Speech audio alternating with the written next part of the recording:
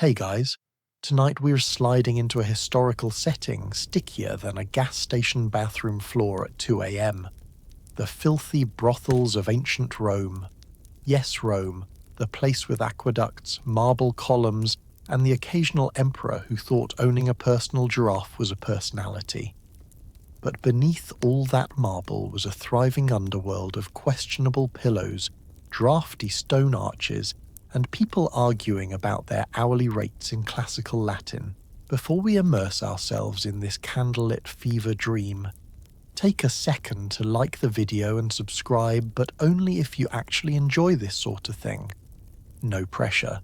If you're feeling extra bold, drop a comment telling me where you're listening from and how close you are to emotionally impulse buying a new mattress. Now dim those lights, crank up a fan for white noise and settle in. Maybe even check that your bedroom doesn't smell like old wine and regret, unlike the places we're about to visit, because we have questions. So many questions. Did ancient Roman brothels offer loyalty punch cards? Why were some of them basically graveside pop-ups next to tombs? What happened if you forgot to pay taxes on your side hustle? Could you ask for a refund if your experience ranked lower than a modern DMV visit? Did anyone ever say, "No thanks, I'd rather take my chances in the sewer," and actually mean it? And now congratulations, you've just woken up in ancient Rome somewhere between marble wonder and alleyway despair. You smell wine, sweat, and the existential weight of questionable decisions. Good luck. You open your eyes beneath the stone arches near the Circus Maximus, where the cheapest services are offered alongside the comforting aroma of sweaty horses and questionable snacks. Let us talk about where you've landed. The Fornaces Roman for arches are basically a strip mall carved into the underbelly of ancient civic architecture. Think of it as a Costco parking lot, but instead of bulk toilet paper, you get shifty transactions and a free side of dust inhalation. The Circus Maximus above is buzzing with horse races and rowdy spectators. Down here you live in the quiet, not-so-dignified shadow of hooves and screaming fans. Every few seconds someone yells about betting odds, and the vibrations in the stone above sprinkle little bits of ancient debris onto your hair. Consider it exfoliation. The space around you is cramped and low-ceilinged. The arches trap both noise and questionable odors. The walls are rough brick and graffiti-d with everything from crude doodles to price lists. You trace a finger along a message that reads something like, "Julia was here," except Julia is spelled with a letter that looks like someone sneezed mid-carving. The Romans were not known for their consistent spelling. Apparently, neither are the tourists. You shuffle to your feet, rubbing your eyes with the certainty that a shower would be nice. But bathing here is a luxury you can't afford. Instead, you do that half-hearted pat down that counts as freshening up in your current tax bracket. The ground beneath you is dusty, uneven, and somehow damp in places where there is no visible water. This is never a good sign. A soldier nearby is loudly arguing with a fruit vendor about the price of figs, swearing they're smaller than last time. The vendor insists that figs are a symbol of fertility, and should therefore always be expensive, especially in culturally significant locations like beneath this arch next to a suspicious puddle. You quietly observe, realizing that even in ancient Rome, inflation is just a thing you have to accept. Your internal monologue tries to distract you with modern comparisons. This space is basically the historical equivalent of a basement apartment with no windows, except instead of a questionable landlord. Your landlord is the city of Rome, and they are not returning your security deposit. Ever. But hey, the rent is cheap. Well, cheapish. You pay in coins, but sometimes also in favors, labor, or pretending to be a human coat rack for visiting drunks. Good skill to have. Let's talk about working conditions because, boy, are they something.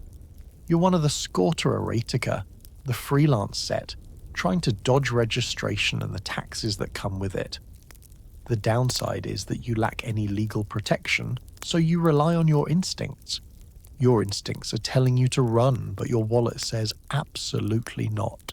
As you take in the scene, a gust of wind wafts through the arch, stirring the fabric of makeshift curtains hung between columns. Some are dyed red, hinting at the business within.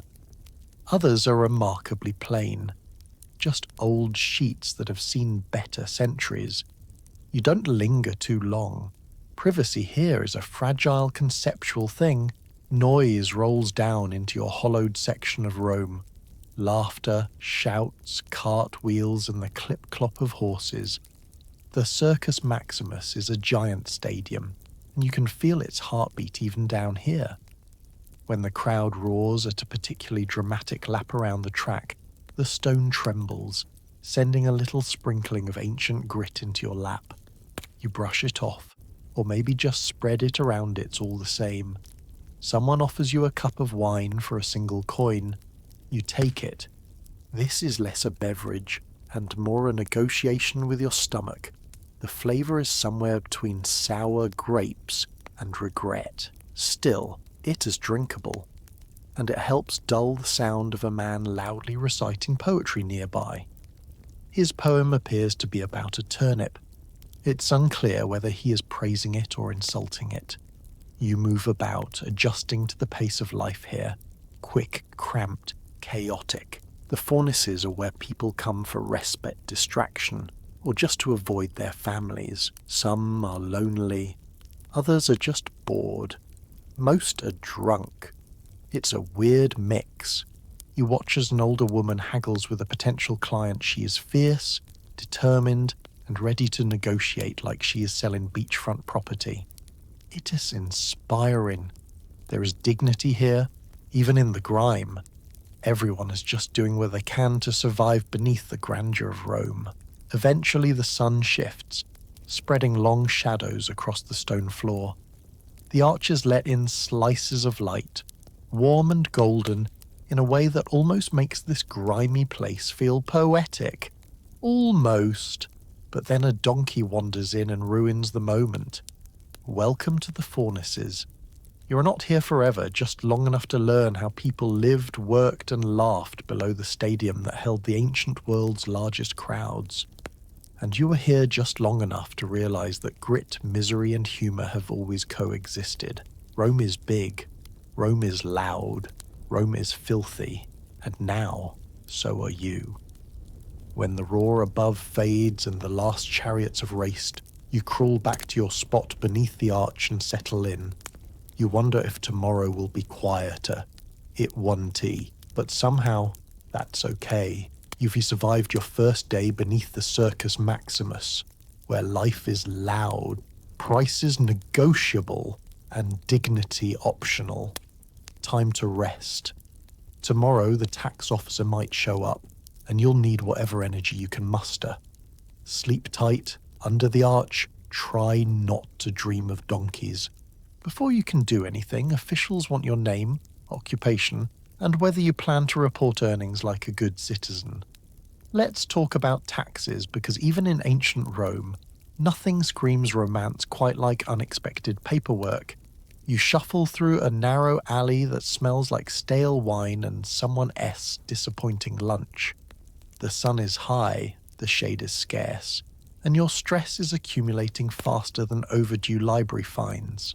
The tax office is just up ahead, tucked inside a repurposed storage building. From the outside, it looks harmless enough: stone walls, faded paint, a door that seems unsure of its purpose. But step inside, and you're greeted by officials with the emotional warmth of marble statues. These are the publicani, the tax collectors of Rome. Think of them as ancient auditors with sandals and severe trust issues. They have the kind of resting face that says, "I break dreams for breakfast." The room is dim, lit only by a few oil lamps hanging from hooks. The air feels heavy, weighted down by dust, and everyone has collective regret. A long wooden desk separates you from a man who looks like he hasn't smiled since Caesar had hair. His toga is immaculate, so clean it is suspicious.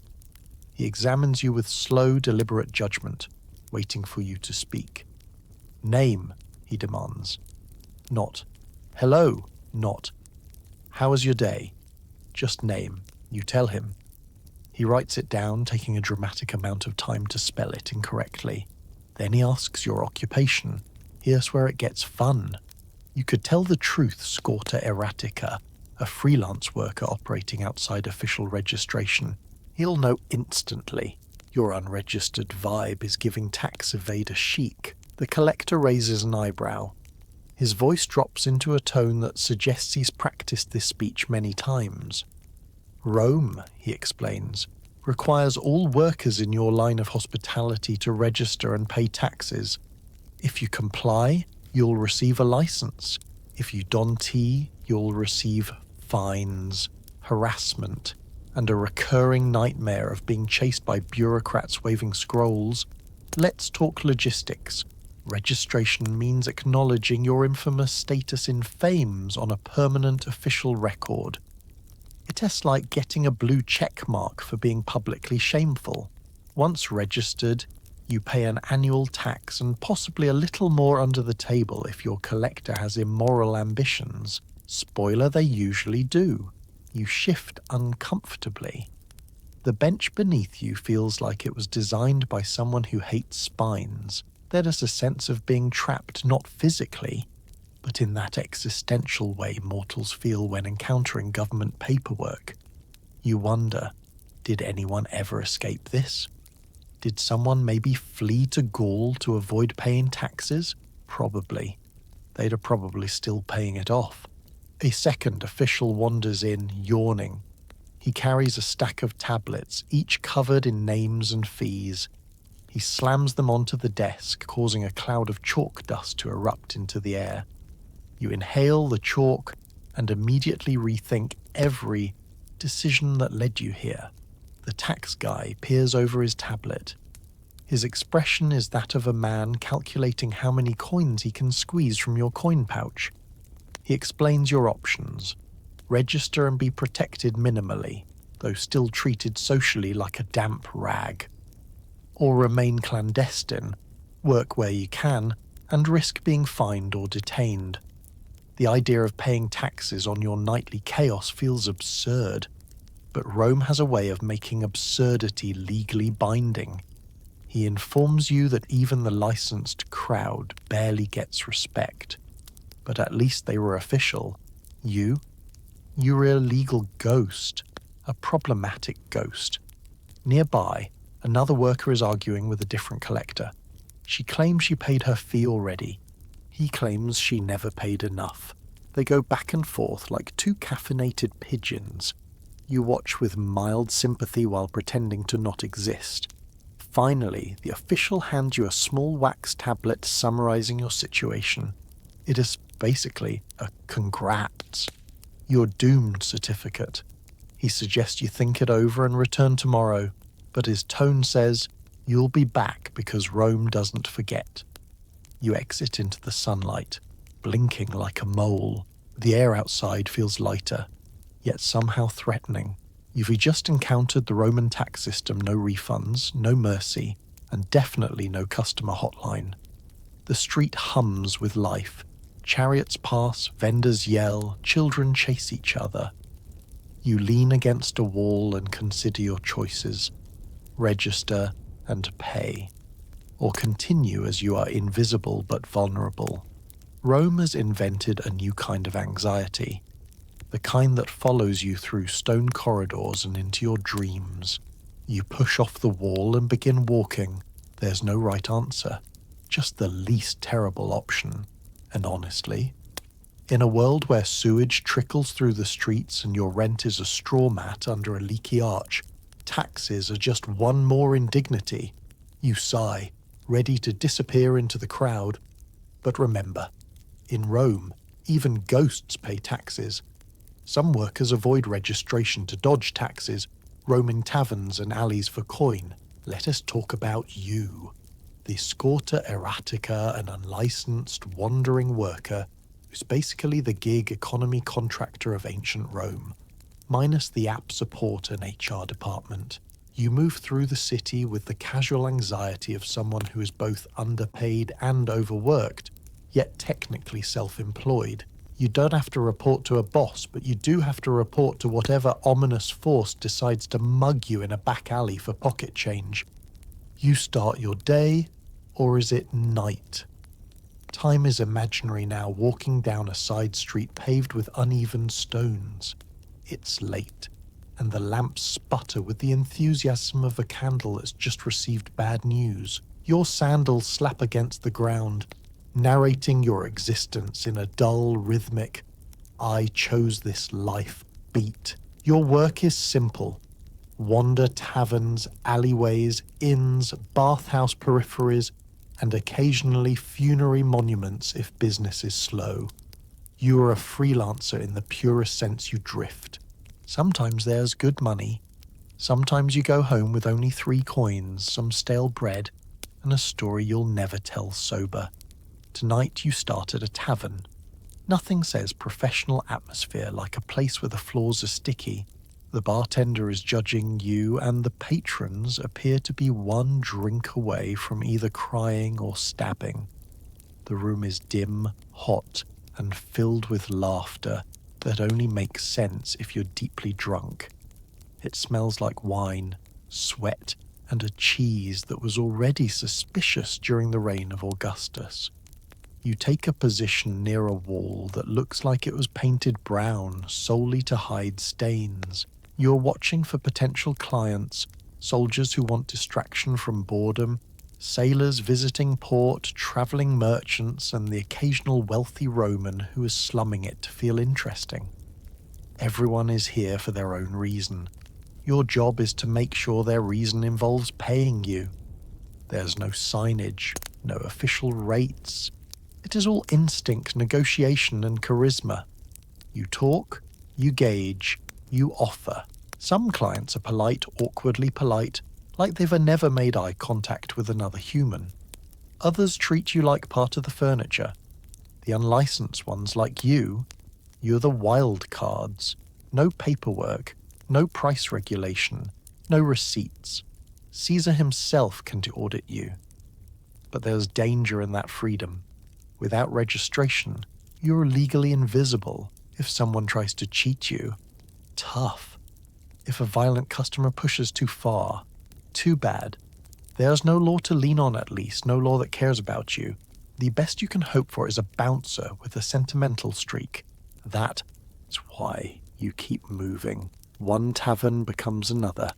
Each one feels slightly different, but somehow exactly the same. Loud, warm, packed, chaotic. You swear you've seen the same guy at 3 different bars in completely different neighborhoods. He's probably a time traveler, or you're hallucinating again. Hard to say.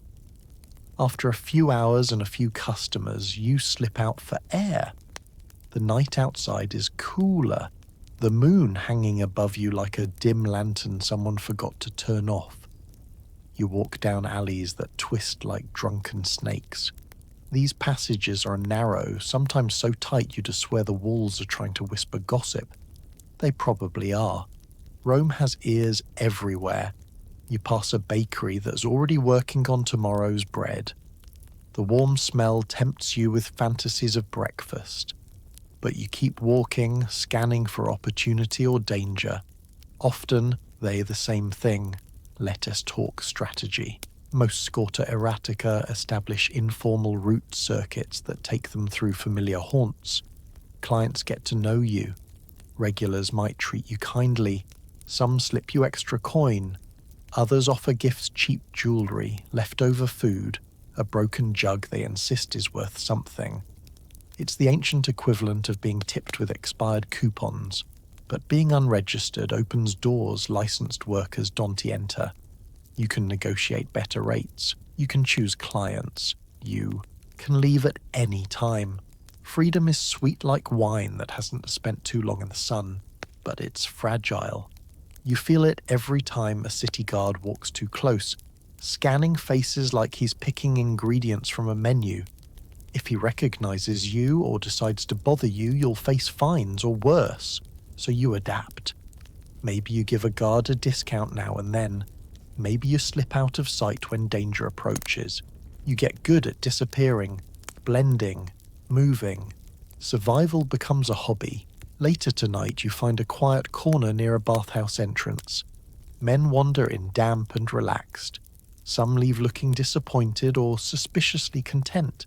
You catch a client here, a man who just wants conversation odd but easy. He pays you to sit and talk about his plans to become a poet. His poem is about fish. You nod encouragingly, trying not to laugh. It reminds you that people want many things: distraction, affection, validation, someone to listen. You provide all of it. You're not just a body, you're a confidant, a therapist, a nightlight made of skin and sarcasm. Eventually, dawn threatens the horizon. Your feet ache. Your coin purse is heavier than yesterday's success.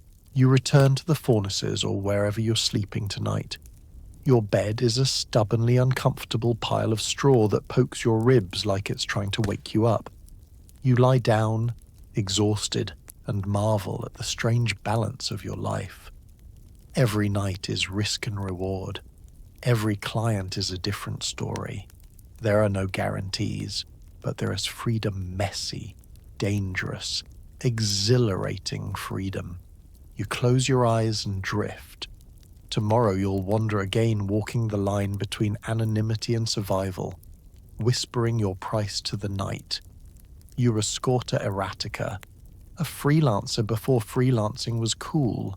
Your workplace is an inn that doubles as a place to nap and also to not nap. Let S talk about this inn, your temporary office, bedroom, kitchen, emotional support cave, and arena of questionable decisions.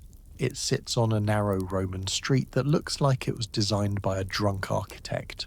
The walls lean slightly inward. The roof tiles could be anything from clay to fruit baskets, and the sign out front is just a wooden plank with a painted jug that looks more like a bean. Still, everyone knows what the place is. A tavern, an inn, and a marketplace of side hustles the government doesn't even need to know about. Inside, the floor is sticky. Not just spilled wine sticky, but what science experiment is happening here? Sticky. The kind of sticky that makes you consider burning your sandals. The moment you enter, the lighting drops from daylight to perpetual cozy gloom, as if the building is embarrassed to be seen. Oil lamps hang from hooks like tired stars, flickering with the confidence of someone trying to remember their lines in a play they definitely did not rehearse for. Let us talk about sleeping. The inn advertises beds, but what you actually get is a straw pallet that feels like someone filled a sack with aggressive pine cones. You lay down once just to give it a try and immediately learn the meaning of regret. The mattress pokes, the blanket is more whole than blanket, and everything smells vaguely of other people's dreams, nightmares mostly. If you've ever fallen asleep on a friend's uncomfortable couch, now imagine the couch has fleas and is judging you. Still, for a scorta erratica, this place is mission central. If the furnaces are your daytime studio, the taverns and inns are your nighttime office. They offer warmth, distraction, and an endless supply of humans making terrible choices. Soldiers lean against tables, drinking wine that tastes like someone aged grapes in a boot. Sailors trade stories about sea monsters that sound suspiciously like large tuna.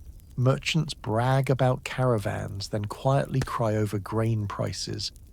The soundtrack is clanging cups, muffled arguments, and someone in the corner reciting terrible poetry about figs. You hover near the bar. The bartender is polished in a Cerberus meets barista kind of way. He has seen everything, judged everything, and will absolutely sell your secrets for the right price. He polishes a clay cup with the intensity of a surgeon preparing for a delicate procedure. You suspect this is the same cup he polished yesterday, and the day before. It's become his emotional support cup. Your business blends seamlessly into the ambience. You're not obvious, the discreet type that clients find with a subtle nod or whispered question. Some ask quietly. Others just stare until you assume they need something. Sometimes you make more from conversation than anything else. Everyone here is running from something. Their spouse, their debts, their responsibilities, or above all, boredom. It's time for dinner. Bad idea. The house specialty is stew, which is vague on purpose. No one asks what S in it. You take a bite. It tastes like boiled shrug and mystery. The vegetables are technically vegetables, but each one has given up on life. You chew anyway because hunger beats flavor, especially in Rome. After dinner, business picks up. Patrons stumble in from the street, half drunk already, the other half aspiring to be. Some are friendly, offering wine and conversation.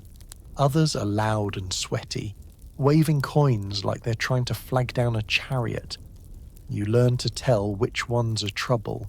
The trick, if they enter yelling, they'll leave yelling.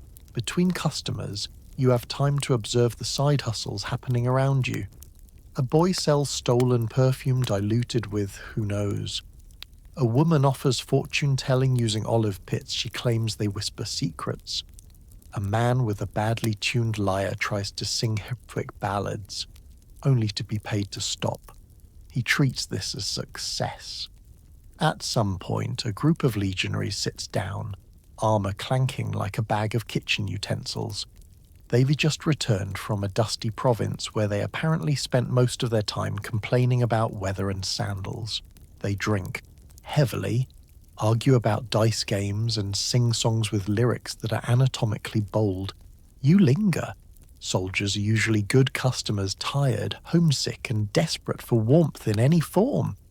You make a few denarii and a promise to yourself that you'll never again let anyone serenade you with a verse about Caesar's kneecaps. Later, someone stumbles in asking for a room. The innkeeper hands them a key with the solemnity of a priest distributing communion. The room is small, stone-walled, and filled with a hum of flies. Your workspace. Sometimes it's a business room, sometimes it's as a nap room, occasionally it's as both. Toward the end of the night, the tavern winds down. The lamps sputter as tired as you are. The drunken singing fades into soft snoring. You sit at your small corner table counting coins, enough for bread tomorrow, maybe even oil for your hair if you're feeling luxurious. Finally, you stretch out on the pine cone mattress. The inn creaks around you like it knows your secrets. You pull the holy tattered blanket over your shoulders, close your eyes, and try to ignore the whispers from the hallway and the goats bleating outside. It's been another night at the inn, part home, part office, part health hazard. You're exhausted, but hey, you survived.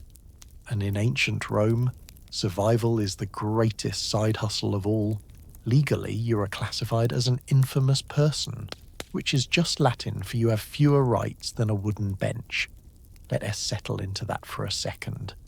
Imagine waking up and realizing the government officially considers you less respectable than a rickety three-legged seat that squeaks when you look at it wrong. That's your legal situation in ancient Rome. You're part of a category called in fame's a designation that lumps you in with actors, gladiators, and professional gamblers.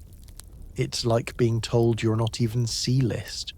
You're an unpaid extra who never got credited. Here's what being in fames means for you. You can testify in court. You can hold public office. You can legally marry someone of respectable status. You basically vanish from the serious parts of society. You are human, yes, but officially you're about as trustworthy as a gossiping seagull.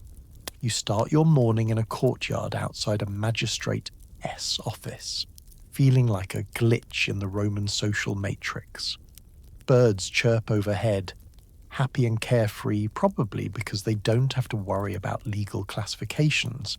You sip wine, breakfast beverage of champions, and listen to a man in a tunic arguing passionately about politics with absolutely no self-awareness. He cares deeply about laws that ironically do not care about you. Let us talk about your rights. Or rather, your lack of them. Say a client refuses to pay you. Good luck. You can sue. You can complain to authorities. The system looks at you, shrugs, and goes back to deciding whether Jupiter prefers incense or goats this week. If someone slanders your name, too bad. Your reputation is already so low the city of sewer water looks at you and whispers, "Couldn't it be me?" And marriage? Officially off the table if your prospective partner is even slightly socially respectable. If someone decides to marry you anyway, Rome will treat the union like the world's most shameful tax write-off. You can, of course, still love someone, but it'll be as unofficial as everything else in your life. Like dating someone who claims they're between jobs for the 8th year in a row. You walk through a bustling market square, dodging bakers hawking bread, fishmongers yelling about their catch, and priests reminding everyone the gods are still extremely moody. A customer you once entertained spots you, gives a wink, and then pretends he has no idea who you are when his friends glance over. You sigh. This is normal. You're good enough to enjoy in the shadows, but heaven forbid someone acknowledge knowing you in daylight. If you dream of advancing in society, good luck. Rome believes in social mobility, the same way modern people believe that office coffee is drinkable. We pretend, but deep down, we know better. Once branded in fames, that it's your label. Not a season of life, a permanent identity. A friend, let's call her Livia, once tried to testify in a theft case. A client had stolen her bracelet. She marched to the courthouse all fire and fury, only to be informed that her testimony legally held about the same value as a soggy piece of lettuce. The magistrate didn't even look up from his tablet. Livia stood there, braceletless and speechless, before trudging away to find another bracelet. Or another thief. Hard to say. This is the daily comedy of your existence. Society depends on your trade, yet pretends you don't exist. You're essential and disposable at the same time. It's like being a modern tech support worker. Everyone needs you, but no one remembers your name. Rome loves spectacle, but not sincerity. Gladiators can be celebrated, but still in fames. Actors can be adored, but still in fames. And you providing one of the earliest essential services are stuck beneath them all in legal limbo. It's absurd. It is unfair. It is also Tuesday. You stroll back toward the inn. On your way, you pass a couple arguing. The woman is furious. She found out her husband visited someone under the arches. She points at you as proof of his moral decay. You shrug. She rolls her eyes. The husband pretends he's never seen you before. Classic. Yet for all the humiliation, there's a strange freedom to this status. When society already thinks you're the bottom of the barrel, you stop trying to impress the barrel. You laugh more. You care less. You find family among other infames, where judgment is non-existent and the wine flows like emotional therapy. Besides, respectability is overrated. Have you met respectable people? They were exhausted. They worry constantly about social rank, dinner parties, and whether their toga pleats are crisp. You? Your toga is held together by a safety pin and prayer. No one expects anything from you, which is oddly refreshing. As the sun sets and the city unwinds, you head home wherever that is tonight. Colleague greets you with a loaf of bread she borrowed from a distracted baker. You share it, laughing under the arches as the Circus Maximus thunders with cheers. Because yes, you're legally lesser than a wooden bench, but benches don't get to laugh. Benches don't get to live.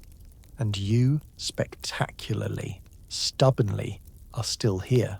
On the outskirts, others work near graveyards. The neighbours are silent, which is nice, but the ambience is spooky. Let us take a quiet walk quiet, not because you're feeling contemplative, but because the dead are notoriously bad conversationalists. You've left the city centre, slipped past the last noisy tavern, and found yourself among Rome's funerary monuments. Tall stone pillars loom in the dim light like tired giants, while carved faces stare into nothingness with that special expression reserved for people who've seen eternity and are unimpressed. This is where the bustuaria work. The lowest rung of the ladder you didn't know had a basement. Their offices are open-air crypt zones, tucked beside tombs and cremation pits. Bustuums where Rome's dearly departed become ash in a process that's both spiritual and deeply smoky. It's like setting up shop next to a barbecue joint, except the clientele is literal ghosts and business is more emotionally complicated. You breathe in the night air. It's cold, heavy, and tinged with the unmistakable scent of burnt offerings. Not the cozy cinnamony kind, no. This is more bonfire meets mystery meat. The moon, never helpful, hangs overhead like a pale coin someone keeps trying to spend. The bustuaria drift among the graves with practiced ease. They know where the shadows are thickest, where the road dust softens footsteps, and where a municipal guard is least likely to wander. These workers live on society's fringe, serving mourners, soldiers, and the occasional traveller too embarrassed to seek services during daylight. It is a business where discretion is the only luxury currency. Everything else is exposure, risk, and dust. Let us talk about the scenery. Roman graveyards are decorated with monuments grand and tiny, elaborate and plain. Some celebrate heroic deeds. Others simply say, Marcus was here. Please remember him. These tombs sit along roads leading out of town because Roman law bans burial within city limits. The result: creepy suburban neighborhoods full of stone houses no one visits except on holidays, or in your case, for the night shift. Tonight, you linger near a tomb decorated with carved vines and a weary-looking cherub. The cherub seems to be judging you for life choices, which is ironic considering it's made of limestone. You ignore him. Limestone is always dramatic. A bustuaria nearby nods to you. She's wrapped tightly in a well-worn cloak, hair tied back, expression calm. She doesn't flinch at the occasional hoot of an owl or the rustling of something. She's seasoned, veteran. She could probably identify weird nighttime noises with her eyes closed. Rat. Wind. Probably rat. Yes, rat. The customers here arrive quietly. A young soldier slips through the gate, armor removed, face contemplative. He whispers a name someone he loved or lost and leaves a small coin before he speaks to the bustuaria with reverence and sorrow. Some come here because their grief makes them seek intimacy alongside memory. Others come because the city's central options are too expensive, too crowded, or too likely to result in awkward run-ins with co-workers. You notice small offerings tucked into the graveside crevices. Flowers, broken pottery, tiny bread loaves. They were touching, and also slightly concerning when birds decide the offerings are snacks. You watch one feathered delinquent make off with half a crust. Life goes on. Let us talk about safety, or lack thereof. Working among the dead is surprisingly low drama. The dead rarely complain or haggle, but the living can be unpredictable. Thieves know mourners carry coins. Some linger, waiting to ambush. Many bustuaria carry knives, though their blades are modest, more parsnip cutter than warrior princess. Still, a sharp anything is better than nothing. Then there's the spiritual drama. Rome is deeply superstitious. Spirits are everywhere, resting, wandering, judging your hair. Some Romans believe the dead might rise if disturbed improperly. No one wants a ghostly Karen complaining that her tomb decor is outdated. So bustuarii work with respectful caution, whispering small prayers to keep ghosts calm and customers calmer. You try to imagine this life. It's lonely and dangerous, but there's a strange peace here. The chaos of the city is miles away, or feels that way. Instead of shouting vendors and screaming spectators, you hear wind through grass and the occasional crackle from a funerary fire. The earth smells like dust and stories. A colleague once told you that clients here sometimes talk more than anywhere else. Something about being near the dead makes people confess. There is honesty among the tombs, secrets spill, tears fall. The bostuaria listen, like stone angels who actually care. They offer gentle words or silence, whichever is needed.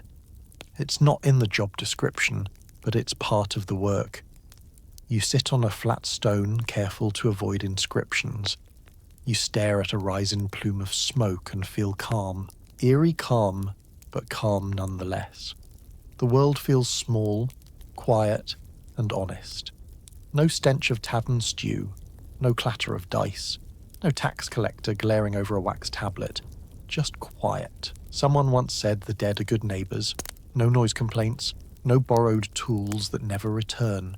But they do create an ambience, and tonight, that ambience is a reminder that life is brief, unpredictable, and occasionally hilarious. As dawn approaches, a silver light creeps over the tombs. The bustuarii gather their cloaks, coins jingling softly. They nod to one another. Another night survived, another night remembered. They move like shadows toward town, blending into early morning traffic of bakers, farmers, and exhausted night workers like you. You follow behind. You smell like smoke and regret, but you survive the graveyard shift literally. Rome's sun rises stubborn as ever. You realize that on the outskirts, among the stones of the forgotten, life is quiet but not empty, and as you blend into the bustling morning, you carry with you the hush of the tombs, the strength of those who work among them, and the reminder that even on the edge of society, people find ways to live with dignity no matter how spooky the neighbours may be. Tomorrow, you might return, or you might decide you've had enough ghostly ambience for a while. Either way, you won't forget the bustuaria. They are proof that even in the shadows, humanity persists, whispering, working, waiting for dawn. Your outfit is modest, functional, and smells faintly of last night's spilled wine. Let's take a moment to acknowledge that in ancient Rome, fashion is less about aesthetics and more about what want to catch fire, fall apart, or smell too terrible before sundown. You look down at yourself and observe the chaos. A simple tunic that's faded from rustic clay red to, I think this used to be white, tied loosely with a rope belt that probably started its life holding grain sacks together. Haute couture, you are not. You give yourself a little spin because self-love is important, and note that your hemline is uneven, your shoulder seam is losing a battle with gravity, and your sandals are held together with hope and leftover leather scraps. One shoe occasionally squeaks like a tragically earnest mouse. It's as charming, in a humiliating way. Let's talk materials. Cloth is expensive, so your wardrobe is made from linen or wool, dyed with whatever colour nature coughed up cheaply. You've got stains. Some are from wine, some are from stew, some are from nights you just prefer not to elaborate on. You could scrub them in a river, but why? They are part of your brand. You've embraced the earthy patina look, which is a polite way of saying everything you own looks like it was buried, exhumed, and then casually brushed off with minimal effort. We need to address hygiene. Bathhouses exist, yes, but you rarely have the coin or time to luxuriate in hot water and oils. Instead, your routine looks like this. Splash water on face, pat down party areas, sniff tunic suspiciously, shrug in defeat. You dream of smelling like rose oil, but mostly achieve week-old olives. Your cloak, your one defense against the cold, is 2 shades darker than despair. You wrap it around yourself as you venture through alleys, looking like a mysterious traveller or possibly a damp shrub. Its hood does a great job of hiding your face but also of trapping smells. Every time you pull it over your head, you get hit with a bouquet of sweat, donkey and regret. Accessories? You forgot something. A small pouch tied at your waist, holding your coin and a lucky charm that may or may not be a chicken bone. Some say it wards off bad spirits. Others say it just makes noise when you walk, alerting pickpockets of your location. Footwear deserves its own tragic monologue. Sandals are the default strappy leather constructions meant to protect you from the street, which is mostly dirt, horse droppings, and the occasional questionable puddle. Yours sadly have seen better centuries. One strap is fraying. The sole is thinning. Each step feels like a negotiation between your heel and the cobblestones. The cobblestones are winning. Now, everyone else around you, not much better. Rome is split between the stylish elite toga-wearing, sandal-shining, olive oil-bathing aristocrats and the rest of you, who layer practicality over shame. Wealthy citizens glide through forums in pristine togas so bright they blind pigeons. Meanwhile, your garments could camouflage you against a barn wall and occasionally do. But there's freedom in low expectations. When ancient fashion critics insult the rich for wearing purple too boldly, you smile. No one is critiquing your style because no one expects you to have any. You think of your tunic as timeless, mostly because you've literally had it forever. Also because time has given up trying to reckon with whatever colour it is now. Let us take a walk. You cross a street and catch your reflection in a polished bronze mirror hanging outside a merchant stall. It is not flattering. Bronze mirrors rarely are, but it tells the truth. Your hair is slightly tangled. You have a smudge of bread flour on your cheek from this morning's bakery encounter. Your tunic sits off-center, like it's contemplating running away. And yet beneath the imperfections there's a strange dignity.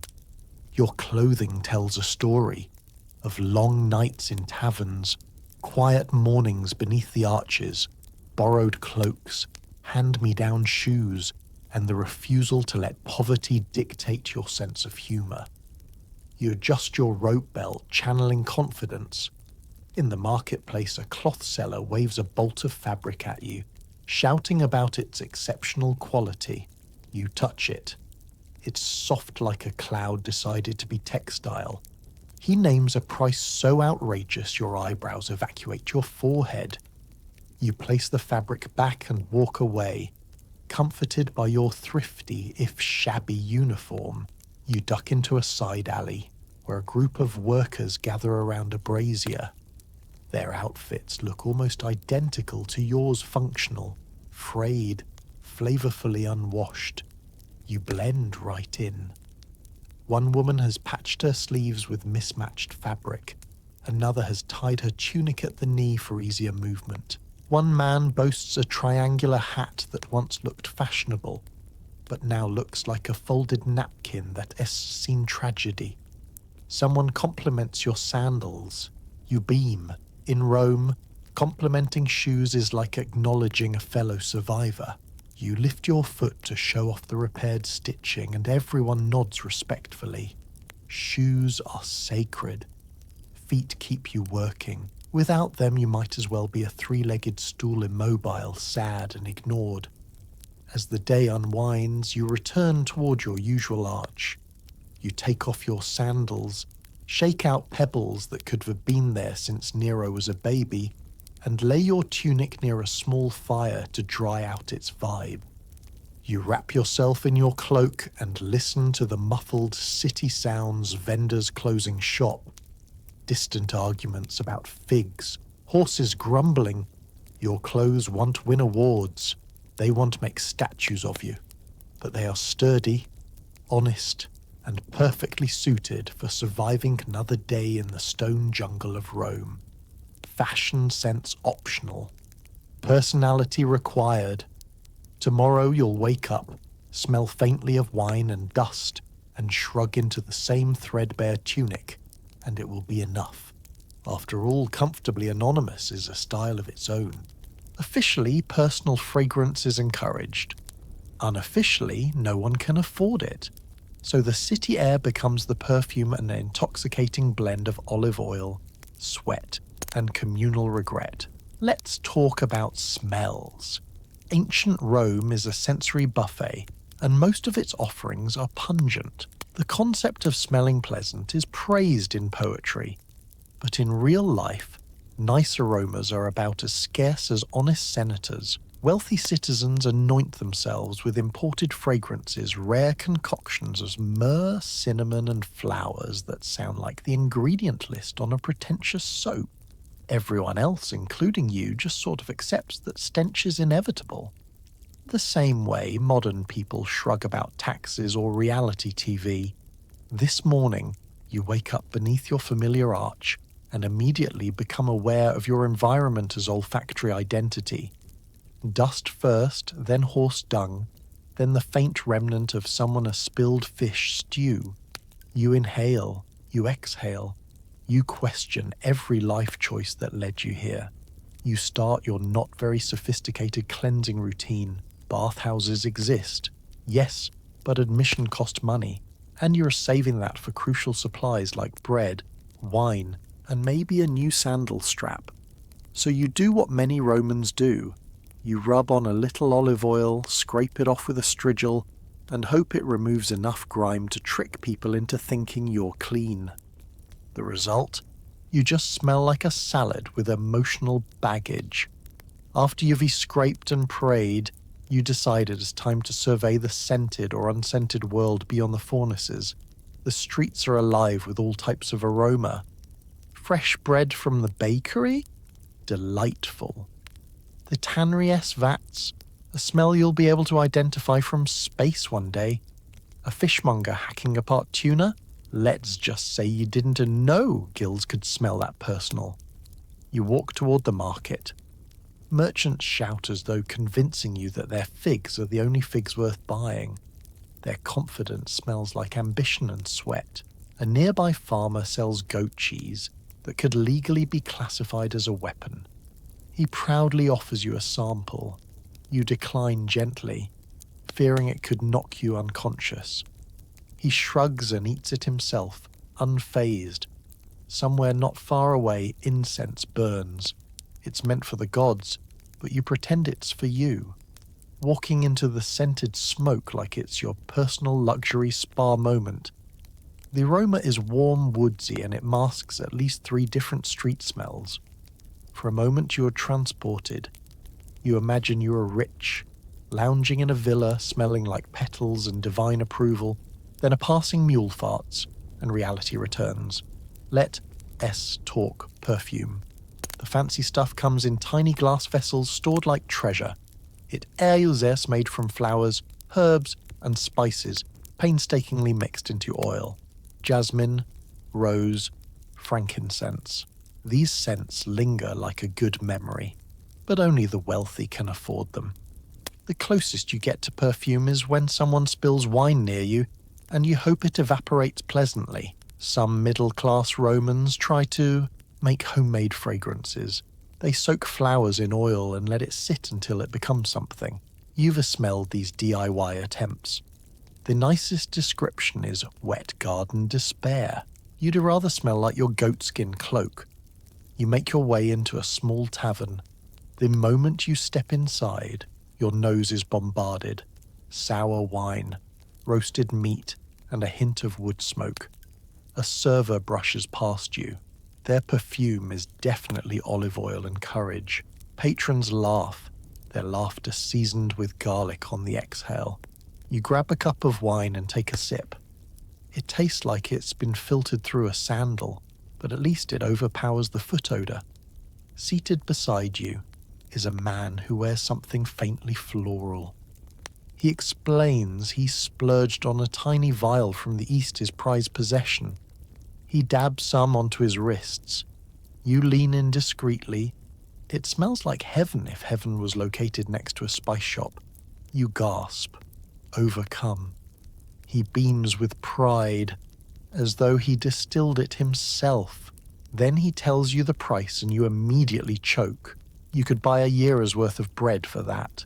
When you leave the tavern, a breeze sweeps through the street, pushing Rome's fragrances around like an inattentive chef mixing a stew. You catch a hint of citrus from a fruit stall, the earthy musk of livestock and the lingering smoke from a funeral pyre. Rome smells like life and death sharing a bedroom, messy, intense, and surprisingly poetic. Evenings are not exempt from the smell saga. With the heat of the day fading, the scents soften, warm bread returns, wine flows, and the city exhales, smelling like a warm stone kissed by olive oil. You sit beneath your arch, taking it in. A friend wanders by with a small clay pot. She says it's perfume homemade. You try a dab.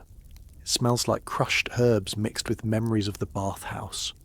Not bad. Could be worse. Could be donkey. As you settle for the night, you realize scent is the silent companion to your days. Rome's smells tell stories of labor, love, and too many goats in too small a space. Perfume is wishful thinking, yes, but it is also a reminder that even in the chaos, people crave beauty. So tomorrow you'll wake up, smell the same scents, and somehow they'll seem familiar, almost comforting. Rome never tries to hide her odors. She just lets them mingle until the whole city smells like life itself. Dirty, crowded, unforgettable. And honestly, you wouldn't trade it for all the jasmine in the empire. After a long night, you line up for bread. The line moves slower than your motivation. Let us talk about breakfast. In Rome, breakfast is more of an aspiration than a guarantee. Bread is the staple, plain, simple, occasionally edible. After a full evening of emotional labor, questionable stew, and enough second-hand wine vapor to pickle your brain, you shuffle into the city's grain distribution queue. It is long, it is painful, it makes the DMV look efficient and kind. You join the tail end of a snaking column of humanity stretching from the bakery's mouth down the cracked stone road, past a fountain that definitely has more pigeons than water. Everyone looks exhausted. No one has had enough sleep. One woman in front of you has been knitting the entire time, creating what appears to be a moderately confused-looking sock. The bakery itself is already awake, smoke billowing from the ovens like angry spirits trying to escape. A baker stands in the window, dusted head to toe in flour and despair. He isn't smiling, he is too busy trying to shovel hundreds of loaves through the oven without burning them or his dignity. The smell of baking bread teases you warm, yeasty, comforting. You take a deep whiff. It is basically therapy. As the line creeps forward, you try to distract yourself. You examine the wall beside you, etched with graffiti that seems to say, "Livia loves Marcellus," but someone has scratched out Marcellus and replaced it with wine. Relatable. You glance at the sky. The sun is still rubbing its eyes, trying to decide if it wants to participate today. Same sun. Same. The line inches forward. Someone coughs aggressively. Someone else mutters about grain shortages. Rome relies heavily on grain from Egypt. If the shipment is late, the entire city goes into a mild panic, not because they are starving, but because waiting in line this long without a guaranteed payoff is emotionally devastating. Bread is life. Bread is sanity. Let us check in on your neighbors. Behind you, a man is half asleep, leaning at a precarious angle. He has listing dramatically, but somehow never falls. He smells like wine and a dream that didn't pan out. In front of you, a mother holds her squirming toddler who is trying to eat a pebble. She gently redirects the pebble. The toddler screams. Her eyes say she regrets everything. Eventually, a fellow worker joins the line, waving weakly. She stands next to you, yawns, and shares the latest gossip. Someone tried to bribe a baker for early bread privileges. The baker responded by chasing them out with a peel, the large wooden paddle used to slide bread into the oven. The bakeress aim is surprisingly good. A city guard wanders by and surveys the crowd. His job is to ensure no one starts a riot over preferred loaf shapes. Rome has done weirder things. This is surprisingly rational. He recognizes you but doesn't say anything. You nod. He nods. It's the ancient version of liking someone's post without commenting. Finally, progress. You're near the front. You can see the loaves now, lined on a wooden counter, steam rising like they were auditioning for a perfume ad. Each loaf bears a stamped mark indicating which bakery produced its essential branding in a world without corporate logos. You briefly fantasize about hoarding several, building a bread fortress and never waiting in line again. But you only have enough coins for one loaf. You try to hand your money to the baker, but he is busy yelling at an apprentice who appears to have dropped an entire tray. The apprentice looks like he wants to dissolve into the flour. The baker returns, takes your coin, and hands over your prize, a round loaf, firm and heavy, with a crust that screams jaw workout. You cradle it like a newborn. You made it. The earth turns, the gods smile. You tear off a piece and taste it. The crust is tough, like biting into stubbornness, but the inside is soft and warm. It's good. Worth the wait. Worth the existential questioning. You and your fellow breadline survivors gather at a nearby fountain to eat. You dip chunks of bread into olive oil when possible, or just eat it plain. The communal act feels sacred, sharing a meal before diving into another day of chaos. You overhear conversations. A baker's new apprentice is stealing figs. Someone claims a senator's toga got caught on a chariot and dragged for half a mile. Another person insists the races at the Circus Maximus are rigged. Everyone has an opinion. Everyone is tired. Everyone is happy to have bread. When you're done, you tuck the remaining loaf under your cloak. It is your security blanket, your emergency ration. The line behind you is still painfully long. Some people want to get bread until midday. You say a quiet, smug thank you to Fortuna, goddess of luck, for not smiting you today. On the walk back to your usual arch, you nibble crumbs. The city is waking up. Vendors open stalls. Fishermen return from the river with questionable fish, and even more questionable stories. Rome stretches, yawns, and starts complaining. You pass a statue of a nobleman who looks perpetually irritated. You imagine him waiting in line for bread and laugh. Even the gods couldn't save him from that fresh, hot humility. As you settle into your spot beneath the arch, you take another bite. The bread is cooling, but still delicious. There is something satisfying about having earned it, surviving the eternal queue with dignity intact. Mostly. Tomorrow you'll do it again, because in ancient Rome, bread isn't just food. Bread is purpose. Bread is peace. Bread is motivation you lost somewhere in line. So eat up. You've earned it. Laundry isn't easy, especially when it involves ammonia, and by ammonia we mean urine jar collected on purpose. Let S take a journey into the sudsy but not actually sudsy nightmare that is Roman laundry. You know how, today, we toss clothes into a machine, push a button, and walk away to contemplate our inbox? Yeah. No. Here, laundering is a full contact sport involving buckets, questionable smells, and the sort of bodily fluids you only want involved if you are a doctor or a very committed performance artist. You start your morning with the grim realization that your tunic has reached crispy status. The fabric is stiff, the color is undefined, and the scent is intimate.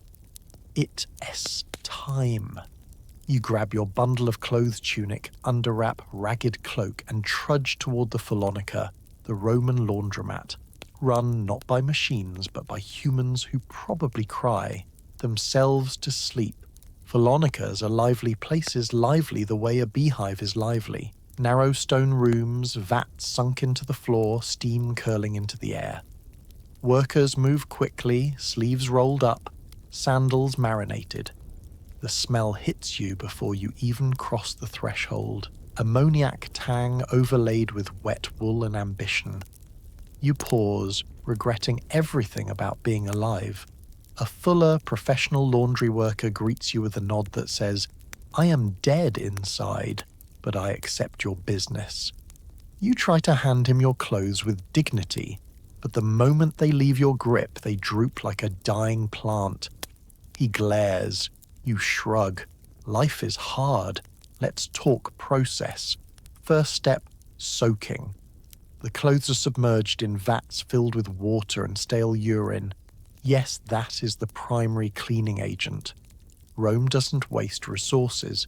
Urine is collected from public jars strategically placed around the city. Citizens contribute freely to laundry day, often right on the way home from the tavern. Public service. Workers then stomp on the clothes, literally. They climb in barefoot and tread like they're crushing grapes but for shirts instead of cabernet. The stomping agitates the fabric, working the ammonia through the fibers to remove grease, grime, and any dignity the garment once had. You watch, knowing your tunic is being danced on by a weary man who is definitely questioning his career choices. Eventually, the clothes are rinsed sometimes in clean water, sometimes in cleanish water, depending on how enthusiastic the gods are feeling. Workers twist, slap, and wring out each piece with the intensity of a fitness instructor. Your tunic smacks against stone, and somehow you feel it in your soul. Then comes the drying. Clothes are laid out on rooftops or hung in courtyards, fluttering like sad flags of humility. The sun bakes away the moisture and, if you're lucky, some of the trauma.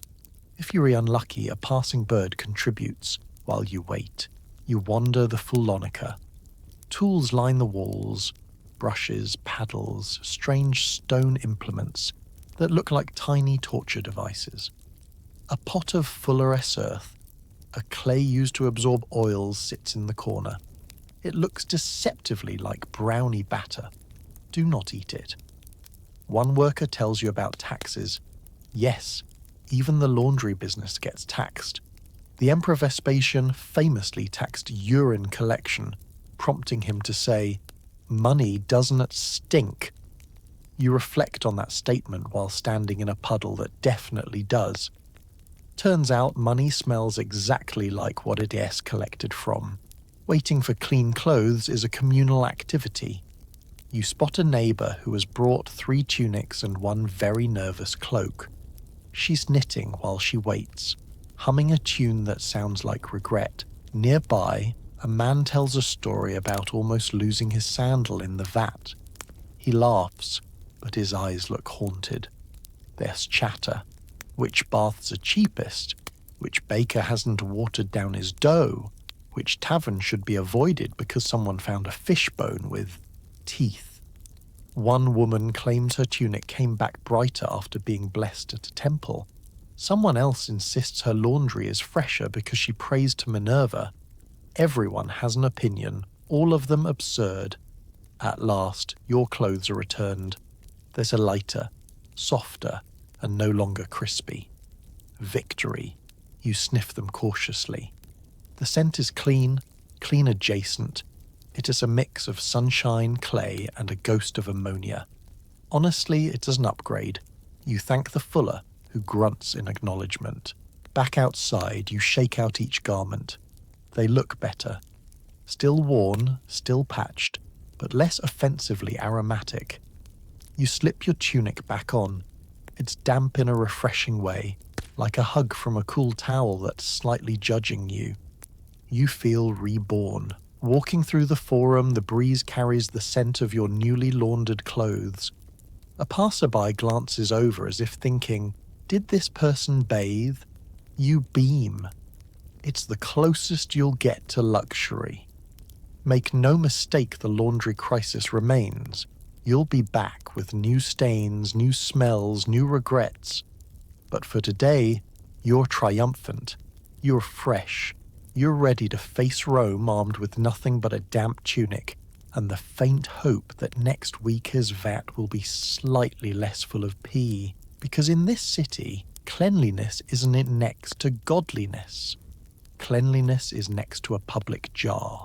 And everyone, unfortunately, contributes. You grab a questionable snack from the market. It is meat. Probably. Let's talk about Roman street food, a culinary adventure that feels like playing roulette with your internal organs. The market is buzzing, packed shoulder to shoulder with vendors shouting and customers pretending they understand the shouted prices. It's early, but the air is already warm, thick with the smell of cooking oil, figs, sweat, and that one guy who always smells like a damp wool blanket. Your stomach growls like a feral dog with ambition. You haven't eaten since your breakfast bread, and you're ready to commit to whatever the food stalls are serving, provided it is not still moving. You wander between carts, eyeing skewers of roasted something, fried something else, and bubbling stews that look like they might contain both. A familiar vendor spots you, an older man with a moustache that has clearly absorbed years of flavour.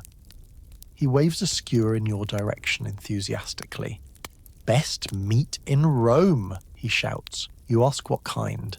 He shrugs with ancient confidence. "The good kind," which is the same answer you'd get from a modern hot dog cart, so you decide not to overthink it. You hand him a coin. He hands you the skewer. The meat is warm, slightly greasy, and smells like victory mixed with concern. You take a bite. The texture is surprisingly fine. A little chewy, but flavorful pepper, cumin, maybe rosemary. You nod approvingly. A few seconds later, a hint of panic hits. That flavor is that rosemary or regret. You shrug and keep chewing. Meals in Rome aren't about knowing what you're eating. They're about hoping it doesn't ruin your day. You stroll through the market while eating, trying to look confident in your questionable culinary decision-making. The market itself is a maze. Stalls are crammed together in a patchwork of tarps and tent poles, each displaying goods of varying quality and emotional baggage. One stall sells olives in every colour: green, black, suspicious brown. Another sells fish so fresh they still look personally offended. Vendors shout like they were paid by the syllable. Best grapes, sweet as Venus, fresh goat milk, herbs for your stew or your enemies. You feel like you're in an ancient QVC episode with no remote to turn down the volume.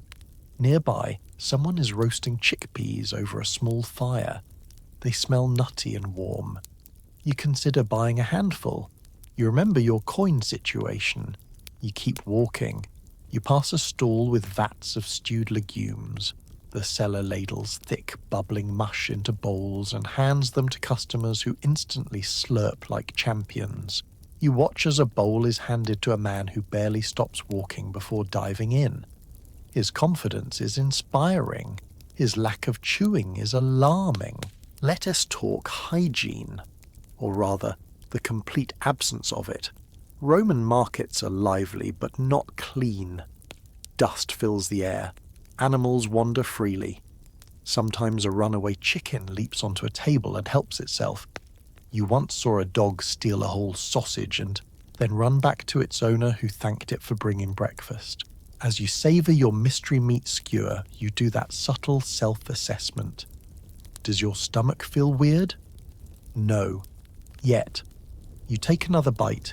It's delicious, in a way that makes you suspicious.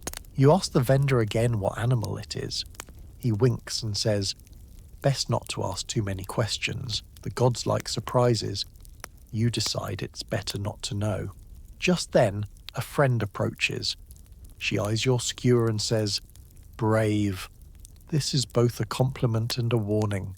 She tells you about a stew she once bought that tasted fine at first until the fourth bite. She claims she saw the future visions of a life where she swore never to trust anything that simmered too long. You nod, clutching your skewer like it can protect you from destiny. The market buzzes louder. A group of soldiers marches past, grabbing snacks as they go. One buys oysters from a stall and slurps them down on the spot. You mentally salute his courage. Raw oysters in Rome are a gamble inside a gamble. Now you are full. You've finished your skewer without visible consequences. You feel triumphant. Your stomach rumbles not in protest, but in curiosity. Did you just eat well? Is this how hope feels? To celebrate your survival, you wander toward a fruit seller. He offers figs, plump, purple, and safe. You buy one. It's sweet and juicy. No regret here, just joy. But then you glance back at the meat stall. A new customer asks the vendor what the meat is. His answer is identical. The good kind. The customer beams sold. Rome loves its street food. It's fast, cheap, flavorful, and chaotic. Each bite is a risk, but every bite reminds you that life is short and hunger is persuasive. You might get sick. You might be fine. You might swear off skewers forever, only to buy another tomorrow. As you leave the market, you pat your stomach. It seems calm for now. The sun is high, and the city hums. You feel fortified, ready to face whatever absurdity Rome decides to throw at you next, whether that is a tax collector, a drunk philosopher, or a donkey with strong opinions. And if your skewer was questionable, so is everything else in this city. Street food here is like love, risky, exhilarating, and occasionally upsetting, but most days it's worth it. Licensed brothels are cramped multi-room labyrinths where everything is stone and echoes. Welcome to the Lupanar Rome's official brothel network, where the walls are so thick and the floors so cold that you begin to suspect someone designed the place specifically to reduce pleasure. The term lupana comes from lupa, meaning she-wolf, which is a poetic way to say professional. But walking inside, you don't feel like you've entered an exotic den. You feel like you've stumbled into a municipal storage closet that somehow developed a side hustle. The first thing you notice is the temperature. It's chilly. It's always chilly. Even in summer, these rooms are stone-walled refrigerators, which makes cuddling less a romantic decision and more a survival tactic. You wrap your threadbare cloak around yourself as you tiptoe in, trying not to slip on the perpetually damp floor. The rooms or cubicula are arranged in narrow hallways that twist like someone built the place while drunk on cheap Falernian wine. Each cubicle is about the size of a modern broom closet, maybe smaller. A stone bed juts from the wall, topped with a thin mattress stuffed with straw that's probably seen more action than a legion at war. You tap it experimentally. It sounds like someone left hay out during thunder season. Every sound echoes. Whispered conversations bounce around like gossiping ghosts. You hear laughter, moans, and an occasional sneeze. It all creates a soundscape less like an erotic sanctuary and more like an amphitheatre, dedicated to questionable decisions.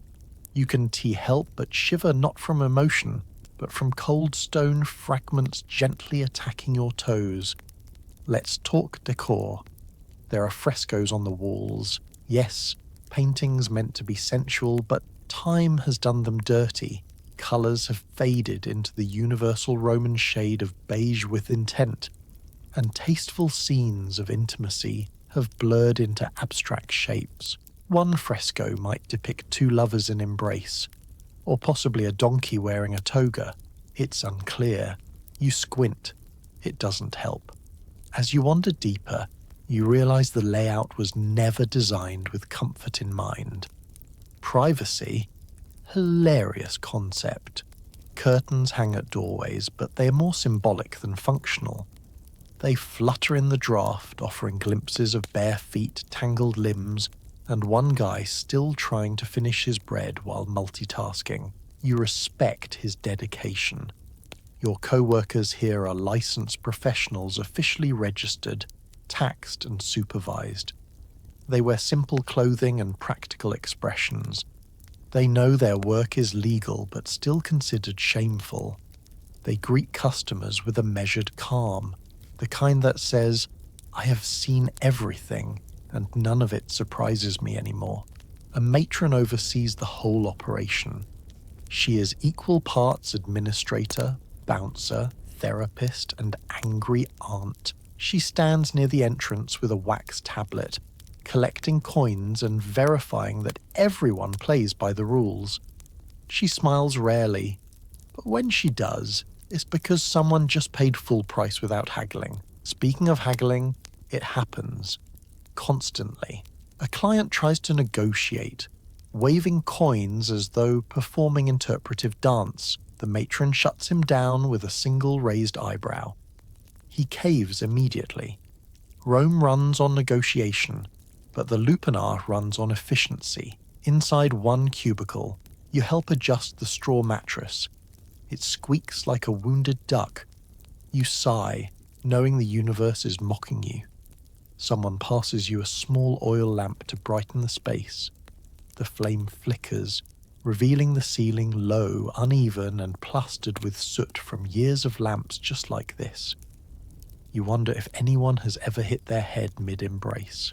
The odds are high. Between clients, you share stories with co-workers. Someone tells you about a senator who once came disguised as a merchant but gave himself away by tipping too generously. Another recounts a man who fell asleep on the stone bed and didn't just notice he had left until morning. He woke up stiff and confused but still tipped. This place has seen everything. Heartbreak, celebration, drunken revelry, awkward apologies, and the occasional philosopher attempting to pay with wisdom instead of money.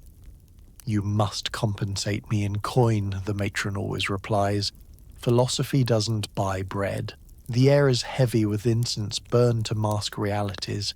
It blends with sweat, wine, and the faint citrus of someone knocking over a fruit bowl earlier. The result is a fragrance you might brand as eau d'ancien choices. For all its grit, the lupanar has a rhythm. Workers rotate between rooms.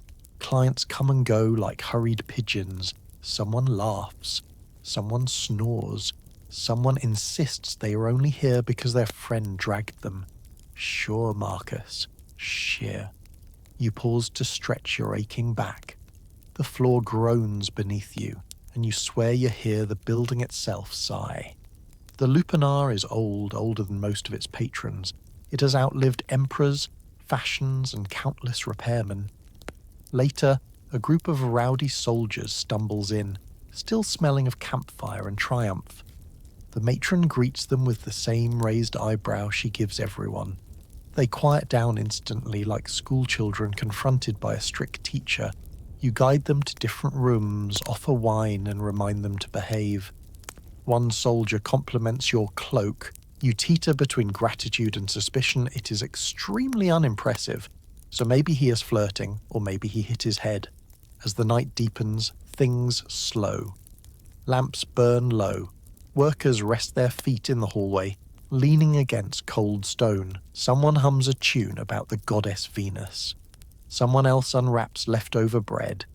You sit, exhausted, your bones vibrating from a day of stone floors and emotional balancing acts. When dawn approaches, you step outside. The sky is soft, tinted lavender. The city stirs. You exhale, relieved to be in fresh air again, even if it smells like donkey and optimism. The lupanar is many things. Cramped, echoey, awkward, and strangely communal. It is not glamorous. It is not luxurious. But it is a place where people come seeking connection, however messy, brief, or overpriced, and where workers like you are the quiet anchors holding everything together. You tug your cloak tighter, ready for another day beneath the arches. In Rome, even the stone remembers.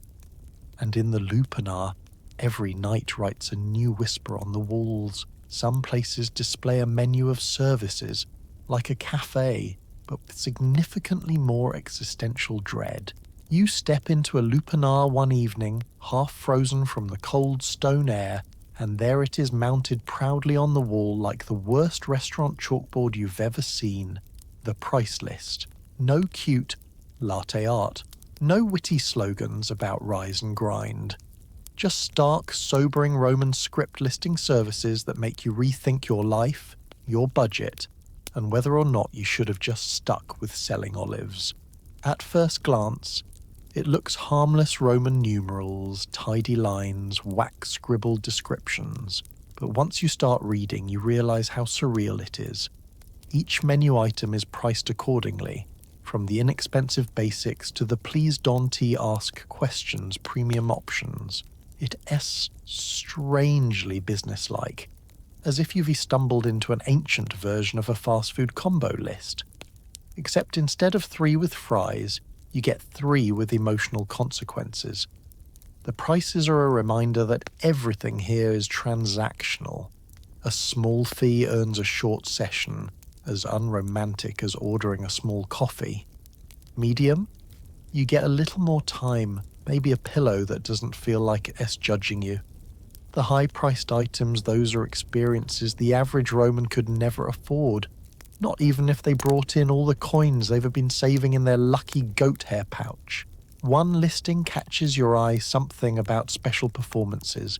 You don't ask, you don't want to know. The less you know, the better. A worker nearby shrugs at your confusion. Menu changes daily, she says, sounding bored.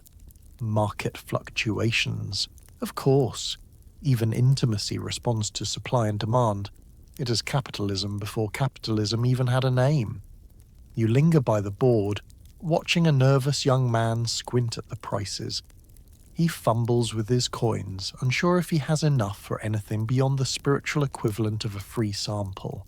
He finally chooses the cheapest option, looking utterly defeated. You empathize. You remember trying to stretch 3 copper coins into a meaningful night.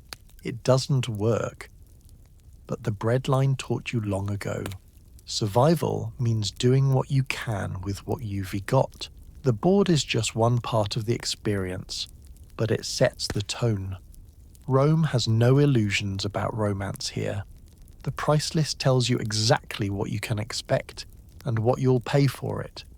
No scented candles, no tender music, just stone, oil lamps, and an itemized bill for your desires. Occasionally, a wealthy patron strolls in. He scans the list like he's ordering a tasting menu, selecting the finest choice with the same energy someone today would use to order truffle pasta. He's smug, wearing enough rings to support a small metallurgist-esque career. The matron scribbles his selection, nods to a worker, and the transaction begins. Wealth speaks loudly in Rome, and here it speaks proudly. Meanwhile, the average labourer saves for days just to afford the simplest item on the list. It is a sad, funny reality. The whole city agrees the work is shameful, but somehow also always in high demand. Romans are morally inconsistent, is part of their charm. The board also serves a practical purpose: transparency. With so much stigma surrounding the trade, written prices help prevent misunderstandings. No haggling mid-transaction, no dramatic surprises. No, I thought this came with complimentary bread. Everything is spelled out, literally. You overhear a couple of clients whispering about the handwriting. One thinks it's elegant, the other thinks it looks like a toddler practicing cursive. The matron glares at them. They shut up immediately. She's the only one allowed to criticize the board. It's a masterpiece, a Sistine Chapel of services and fees. Later, you slip into a side alcove where a worker is quietly updating the board. She scrapes away old wax, rewrites prices. Today, demand is higher. The cost goes up. Tomorrow, who knows? Life is unpredictable. But this board is constant. A reminder that Rome is a machine. Always calculating, always earning. always hungry. For you, the price board is more than a list. It is a map of your daily existence. Each numeral carries history stories of men and women who traded coins for moments. Some found comfort, some found chaos, some found exactly what they needed. Just enough escape to make tomorrow bearable. You run your fingers across the wax tablet, feeling the indentations left by the stylus. The room is quiet, the air still. Outside, Rome roars with chariots, vendors, and gossip. But here, in this dimly lit hallway, the price board holds court, a silent judge of human desire. You step away, thinking how absurdly practical it is. It removes ambiguity, turns taboo into commerce, coolly reminds everyone, nothing here is personal. It is business. It is survival, and it is strangely comforting. Because in a world where you have so little control, where your clothes smell like sour wine and your rights are thinner than your sandals, it is nice to know what something costs, even if what it costs is a little dignity, a little sanity, and some coins you probably needed for laundry. You leave the lupanar, prices still lingering in your mind, and return to your place under the arches. Tomorrow, you'll see the board again. Maybe prices will shift, maybe they won tea. But one thing is certain, no matter where you go in Rome, everything has a price, even peace. Your main clientele are tired soldiers wanting distraction, labourers covered in dust, and that one Gaius who keeps talking about olives. Lots of olives, too many olives. Let us start with the soldiers. These men have marched miles in sandals so flimsy they make your laundry rope belt look luxurious. Their armour clangs like anxious cookware, and most of them smell like they've been slow roasting under the Italian sun for weeks. By the time they stagger through your doorway, they are a less Roman hero and more fermented ham with a spear. A soldier-os first order of business is usually wine, not for pleasure, but as a defence mechanism. After the fifth sip, he starts talking about missed battles, lousy commanders, and that one time someone borrowed his shield and returned it dented. He laughs, then cries, then insists he is not crying. You nod sympathetically, while gently removing a beetle from his hair. Yet, beneath the grime, there is a strange sweetness. Soldiers are often grateful. They pay promptly, usually. They don't judge, and they leave as quietly as they arrive, dragging sore feet and dignity, which clings to them like a stubborn cat. Next come the labourers. They've spent their day carrying bricks, hauling grain, and sustaining 5 different injuries no one will ever treat. Their hands are calloused. Their backs look like they've fought wrestling matches with Jupiter himself. Their tunics as dust magnets. Their sandals haven't seen a cobbler since the Republic. These clients are humble. They don't ask for much, just warmth, company, and maybe a small corner of the bed that isn't a prickly straw. They arrive with pockets full of copper coins, maybe a fig, maybe a half-eaten loaf they forgot about until just now. You accept graciously. Rome runs on barter, bribes, and snacks. Their conversations are simple. Weather, grain prices, weird neighbours. One man spends 20 minutes describing a donkey with unusually soulful eyes. Another insists the new aqueduct is haunted because he heard a whisper from the water. You tell him it was probably wind. He looks unconvinced. Then there is Gaius. Gaius is a phenomenon. You can hear him long before you see him. His voice always mid-rant about olives, the olive trade, the olive tax, olive oil consistency, olive quality depending on altitude, and on nights when the gods are cruel, olive poetry. He enters your workspace like a man who believes he's delivering wisdom. Did you know, he begins, unasked, that olives harvested during a full moon contain more truth? You nod, because fighting him is not worth the emotional cost. He continues, and olive pits excellent talismans against evil spirits. I swallow 3 per day. You pray silently. Not for him, for yourself. Gaius lays out his payment, a mixture of coins and, of course, olives. He claims they are premium. You have tasted them. They are not. Nevertheless, you take them. The matron laughs as she counts the coins. She hands the olives to the kitchen boy, who feeds them to a goat. Despite being a walking agricultural monologue, Gaius is harmless. His greatest sin is insisting that everything can be improved with olives.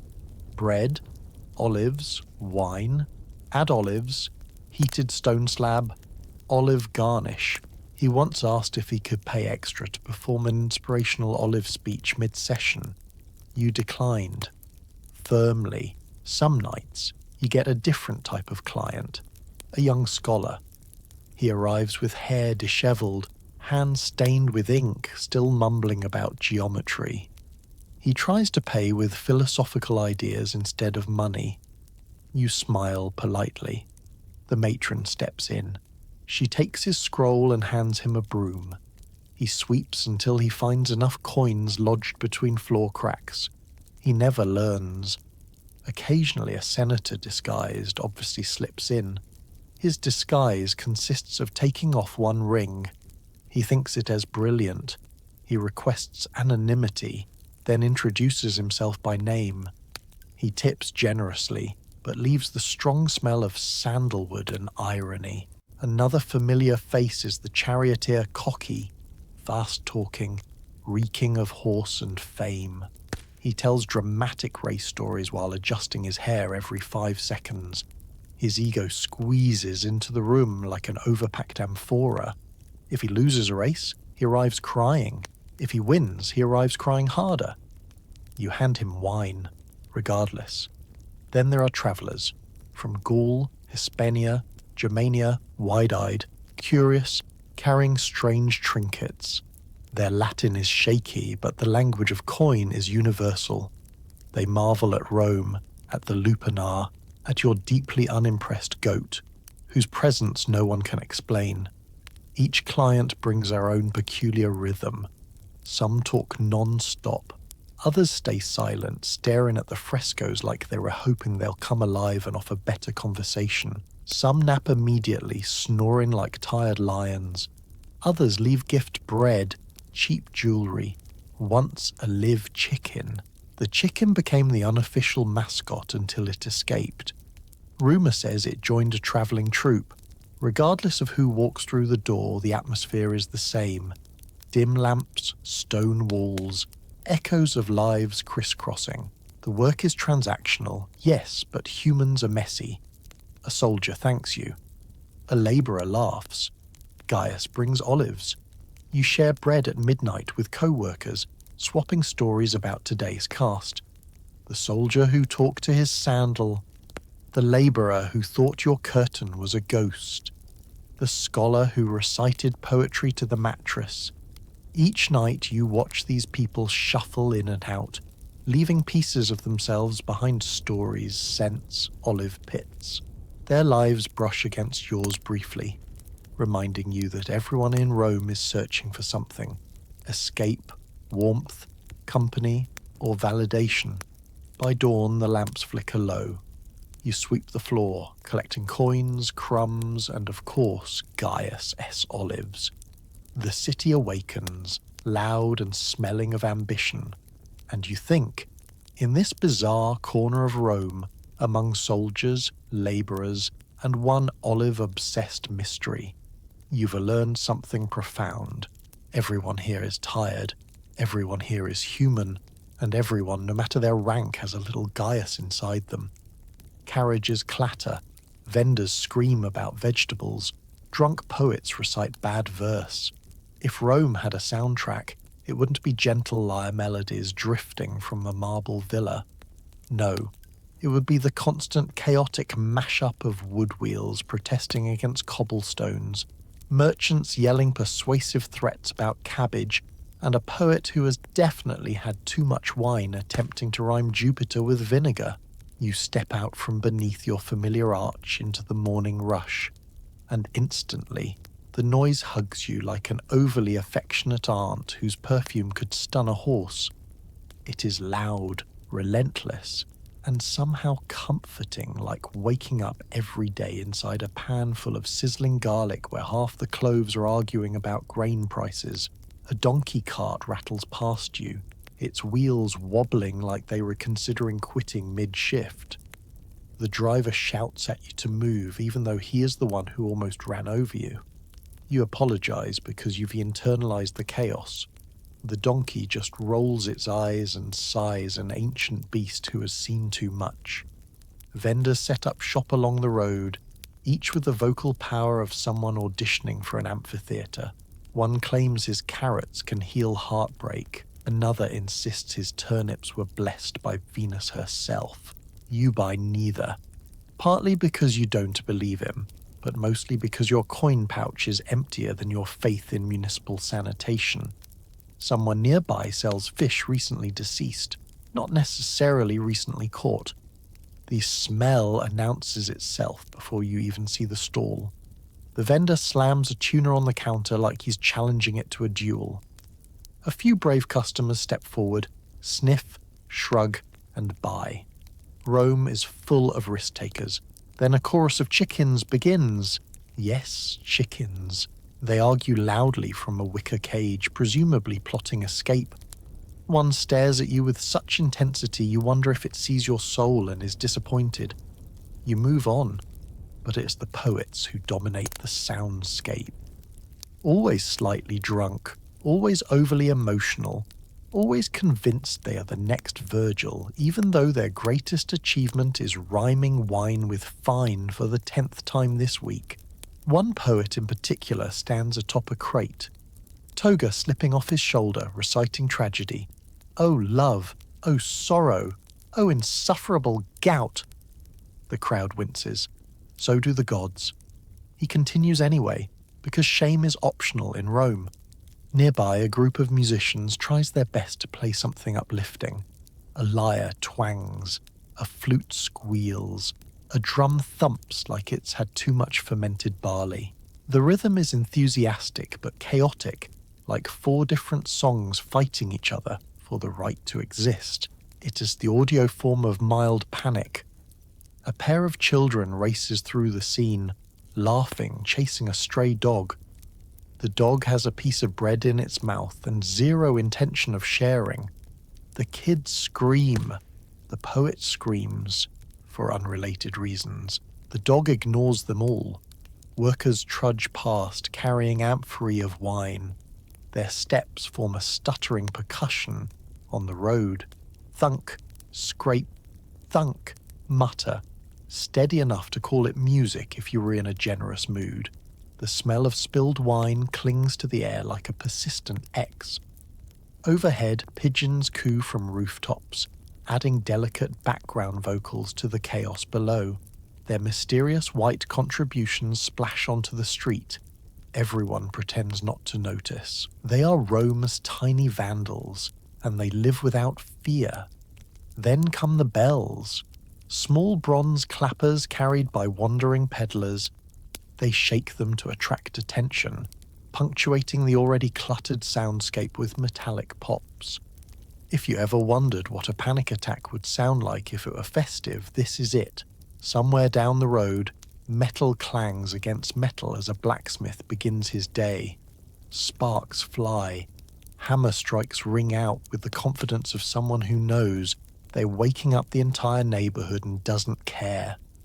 Each strike sends a tremor through the air, strong, steady, oddly reassuring. This symphony of chaos follows you everywhere. The forum, the marketplace, even the bathhouse. There is no such thing as silence. Even at night the music continues softer, stranger. When evening falls, the carriage is quiet, but only a little. Drunks leave taverns singing at the top of their lungs, voices so off-key that passing cats hiss in protest. Somewhere, a couple argues passionately about politics, price of figs, or whose turn it is to fetch water. You can tell. Closer to the funerary streets, owls hoot from tree branches. Their calls echo like lonely flutes, weaving through the gentle clatter of distant wheels heading home. Even the occasional whisper of lovers sneaking through alleys contributes to the nocturnal melody. You lie beneath your arch, listening to Rome's soundtrack settle into its nighttime tempo. There are still voices, still clanks, but softer now, like the city is taking a breath, not quite sleeping, but resting one eye at a time. Rome never shuts up. It hums, sings, complains, and celebrates constantly. It is the original city that never sleeps, mostly because it's too loud for anyone to get proper rest. You close your eyes anyway, letting the music of horseshoes and questionable poetry lull you to sleep. And somehow, miraculously, it works. Baths exist, but not always near you. You dream of hot water and soap, only to wake beneath a drafty arch next to a snoring donkey. You've heard legends of Roman bathhouses, grand, steamy palaces where marble floors sparkle, hot water gushes like blessings from the gods, and wealthy citizens glide around like slippery seals wrapped in embroidered towels. Sounds luxurious. It sounds cleansing. It sounds nothing like your life. Because you, dear friend, live beneath an arch that leaks when it's just cloudy, whistles when it's up windy, and features a donkey who snores with enough force to rattle your teeth. Last night you dreamt of soaking in a tub full of jasmine-scented water. You woke up covered in dust, drool, and donkey dandruff. Welcome to reality. You stretch, joints complaining. You sniff your cloak and immediately regret it. It smells like smoke and feet, and that one night you spilled stew on yourself and pretended it was a fashionable stain. Your hair feels stiff enough to be used as a weapon, and yet the image of the bathhouse lingers sweet, steamy, enticing. So you set off across the city, determined to chase the dream. Bathhouses, known as thermae, are public wonders, a combination of spa, gym, coffee shop, and social media feed. They're where people go to bathe, gossip, exercise, and judge each other as sandals. But there's a catch. Access requires coins, and your coin purse currently holds 2 coppers and a pebble you keep for spiritual reasons. Still, hope springs eternal. You wander through crowded Roman streets, dodging carts, vendors, and a domestic goose who definitely hates you. The sound of rushing water, real water, tickles your ears. You follow it like a dehydrated prophet. Then you see it. Looming walls, grand arches, smoke rising from heating rooms. The bathhouse. The bathhouse. It looks like paradise dipped in marble. You approach the entrance confidently, practicing your bathhouse stride. Inside, attendants lounge like minor celebrities, holding towels, selling oils, and radiating judgment. One attendant greets you with a raised eyebrow. He is wearing enough perfume to drown a horse. You ask politely, perhaps there's a special humble person discount. He smiles the way one smiles at a cute dog that has tried to file taxes. No discounts, he says. You fish around in your purse and hand him the 2 coins with a flourish that suggests there is more where that came from. There is not. He stares at your offering like you've just given him a broken seashell. He gestures to a price list. The cheapest entry is significantly more than your wealth, your hopes, and probably your lifespan combined. Defeated but not destroyed, you linger near the entrance. A warm cloud of steam drifts out. It touches your face like the kiss of Venus. You inhale deeply. It smells like heated limestone and someone as expensive bath oil. A tear rolls down your cheek. You hover, pretending to be part of a crowd entering. You smile. You nod. You attempt to blend in. The attendant clears his throat with the force of a deity. You back away. Fine. No bathhouse for you. You walk to a nearby fountain, determined to improvise. The water is cold, very cold, and splashes your face like a disapproving aunt. You wash your hands, you scrub your neck, you try to wash your armpit discreetly. A child points. Its mother gasps. You leave. All is not lost. You know of smaller bathhouses in poorer districts. Less marble, more mildew. But coin is coin, and you don't have enough. Instead, you are forced to rely on Rome's unofficial cleansing technique. Oil and scrape. You sit by the forum, drizzle cheap olive oil onto your arms, and scrape it off with a dull piece of metal. This removes some things: dirt, sweat, dignity. But when you're done, you smell like a very inexpensive salad. At least you tried. On the walk home, you pass a group heading toward the bathhouse laughing, their skin already glowing with smug anticipation. Someone brags about the warm pool. Someone else has sandalwood soap. Soap! You nearly faint. Back under your arch, the donkey greets you like an old roommate, unconcerned and slightly damp. He shifts, granting you a little more wool. How thoughtful. You lay your cloak down. It's still dusty. You breathe deeply, catching the faint memory of bathhouse steam you encountered earlier. You close your eyes and pretend. You imagine stepping into the caldarium hot room where warm mist wraps around you like a loving toga. You picture sinking into a pool, letting your muscles unwind after days of unforgiving stone and questionable mattresses. Afterward, you devisit the tepidarium, the warm room, to ease slowly back toward reality. Maybe finish in the frigidarium, the cold plunge, just to prove you're alive. Instead, you're relying on a cold stone shelf wrapped in a cloak that smells like a goat-s diary. The donkey snores. The wind creeps through loose bricks, tickling your toes. You laugh quietly. Because what else can you do? Bathhouses exist. But so do you.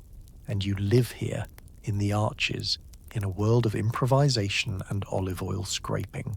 Tomorrow, maybe you'll earn enough coin for admission. Or maybe you'll just splash your face again at the fountain and call it refreshing.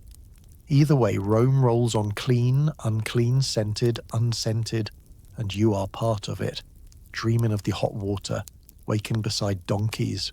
Honestly, it's not the worst life. Just damp beds and belongings are luxuries. You rent your sleeping space by the night.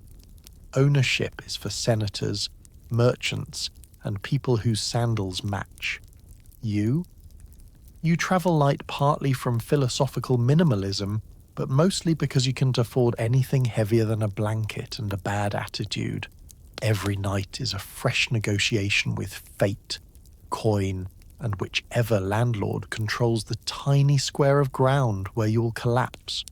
Your home base is usually an archway near the Circus Maximus, not because it is glamorous, but because it is within walking distance of bread, work, and existential disappointment. The nightly fee is modest 1 or 2 coppers, but it doesn't buy privacy. It buys space roughly the size of a sleeping cat. If you are very lucky, it is dry. If you are unlucky, it is next to that donkey who snores like a legion of tired trumpets. Some nights, your arch is taken, usually by a traveller or a man who thinks paying with future blessings from Fortuna is acceptable currency. It is not. You must wander Rome looking for somewhere new. You learn the city a secret sleep economy stairwells behind taverns, temple porches, or the stoops of wealthy homes where boredom outweighs security. These places are cheap, if not entirely legal.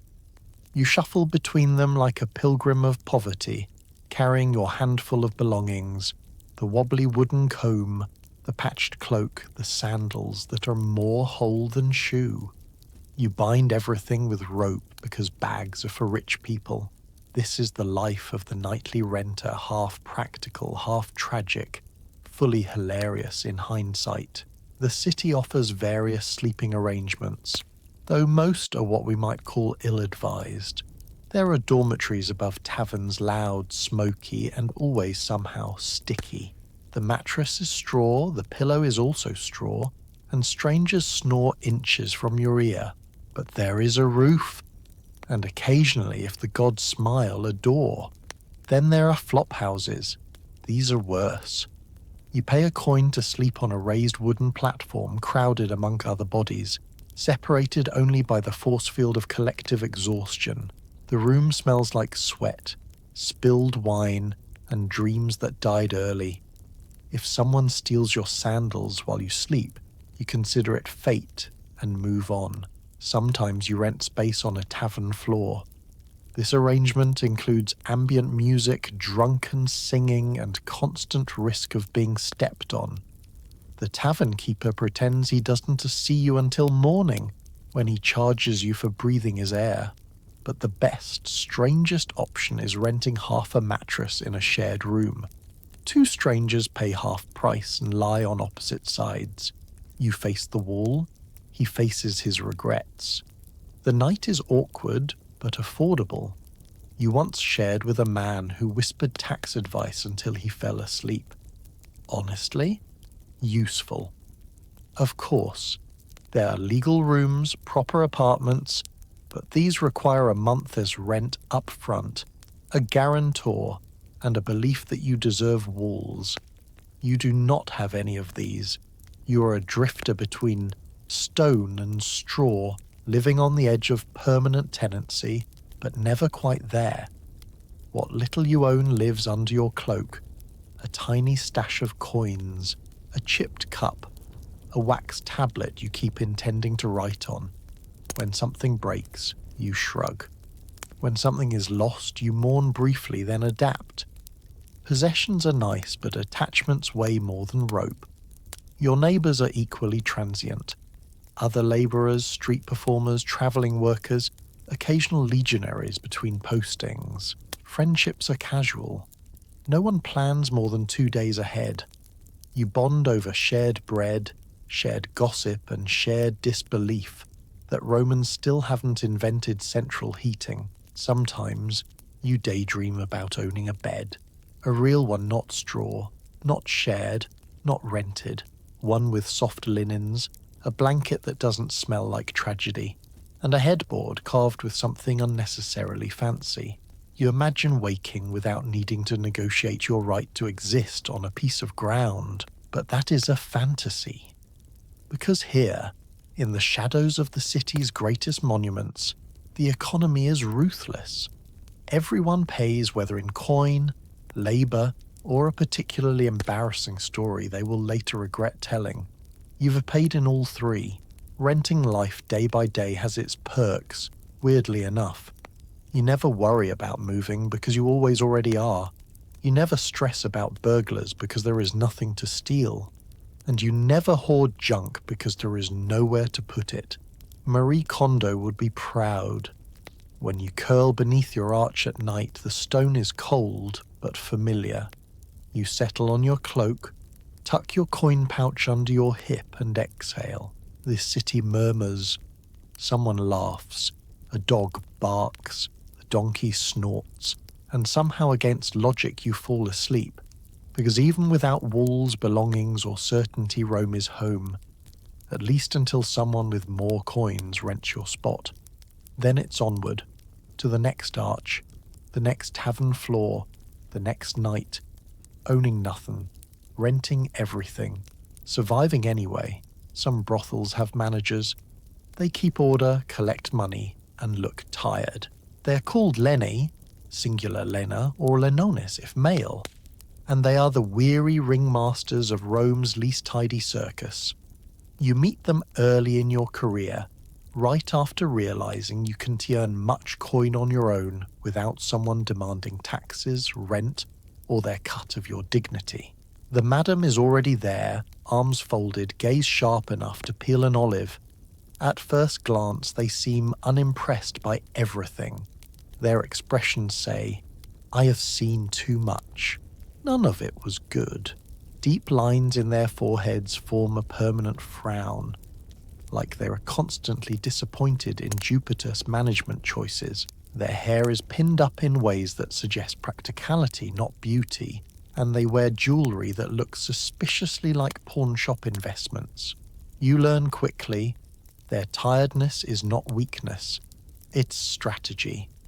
The madam of your local lupanar is named Fabia, though everyone calls her auntie, even though she is related to no one and hates being reminded she might be old. She stands guard near the door, managing flow like an experienced harbour master. Clients come, clients go, and Fabia tracks every coin, every name, every questionable story. When a customer enters, she sizes him up instantly. Soldier, probably drunk but pays well. Labourer, likely honest. Gaius, hide the olives. Senator in disguise, charged double. Fabia reads people like ancient ledgers, nothing escapes her. If someone tries to haggle, she laughs not kindly. This isn't the forum, she says, and that tunic looks cheap. The client always pays. She has a way of convincing people with her voice alone, a smooth blend of negotiation and threat. You've seen her scare a grown man into paying an extra coin simply by raising one eyebrow. She keeps a wax tablet tucked into her belt, her sacred ledger filled with notes on earnings, debts, and who owes what. Her stylus moves fast enough to spark wildfire. You glance over once, only to find your own name marked with notes like reliable, talks in her sleep, undercharges, fix this. You stop reading. Part of her job is safety. She may look like she could fall asleep standing, but she's more alert than a temple guard on festival day. If a client gets rowdy, she steps forward, calm and firm. She reminds him of house rules. Pay, behave, no breaking furniture. If he persists, she signals to the muscle, usually a former gladiator who owes her money or gratitude.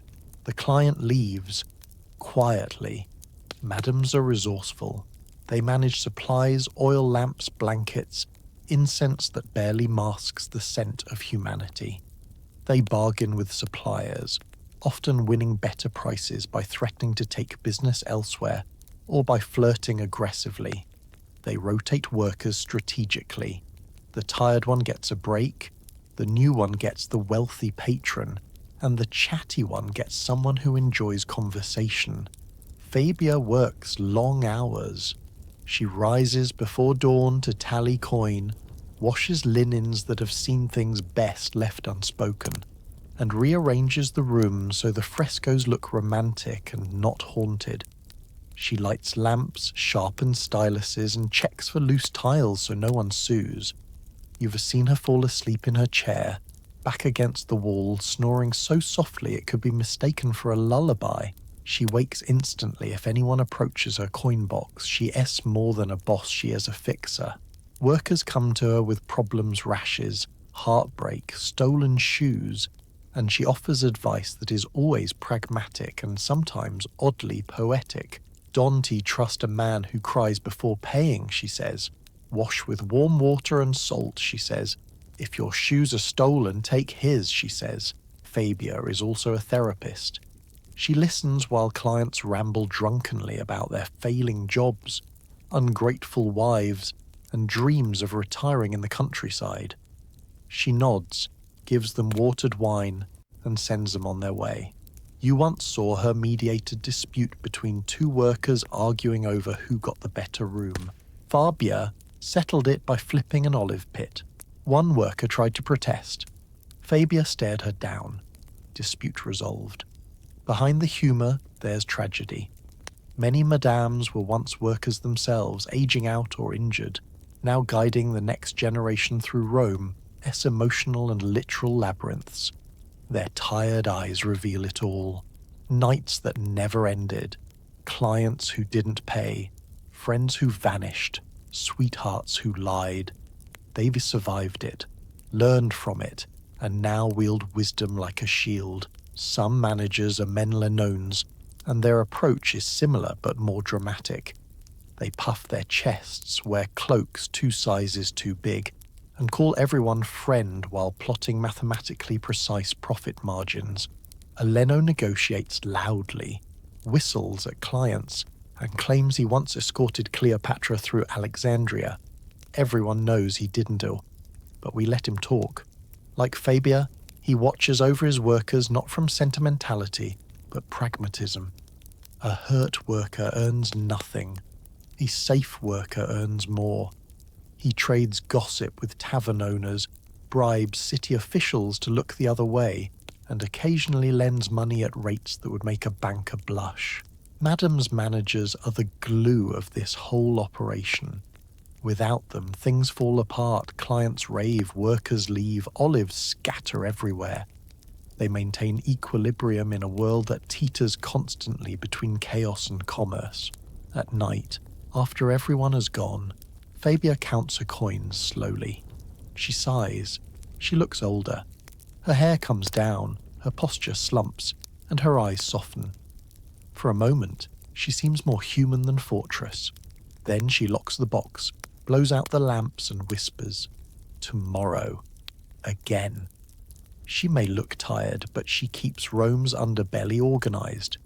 Without her, everything would catch fire, metaphorically, and occasionally, literally. Many here are enslaved or forced to work. It is grim, reminding you that Rome's power comes at a cost. Even in a city obsessed with law, marble, and bragging rights, the truth lurks in every alley. Not everyone chose to be here. You learn this early, when a young woman named Livia arrives under the arch beside you. No coin, no cloak, just bruises where jewelry should be. Her eyes look hollow, like someone has misplaced her sense of self. She says little. She doesn't need to. You've seen this before. Because for every worker with an official license and a weary smile, there are others pulled into this trade by chains literal or figurative. Rome's brothels run on countless souls who never signed up for the job, whose futures were negotiated in quiet rooms over wine, or written into contracts they couldn't read. Laws exist on wax tablets, in stern Latin, but reality always finds loopholes. Slavery is everywhere in Rome. Not hidden, not shameful, just normal. Too normal. A neighbour could be free today and sold tomorrow. A child born in a brothel might never leave it.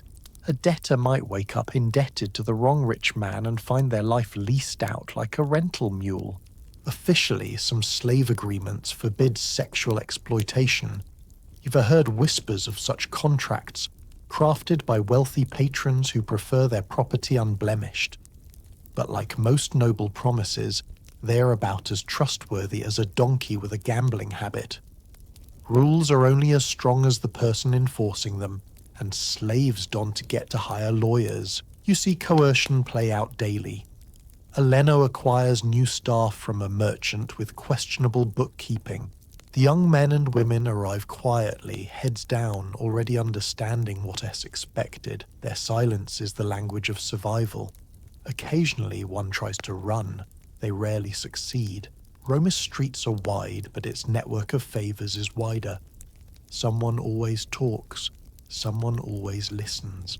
Some are captives of war soldiers who fought bravely, then lost, now traded like pottery.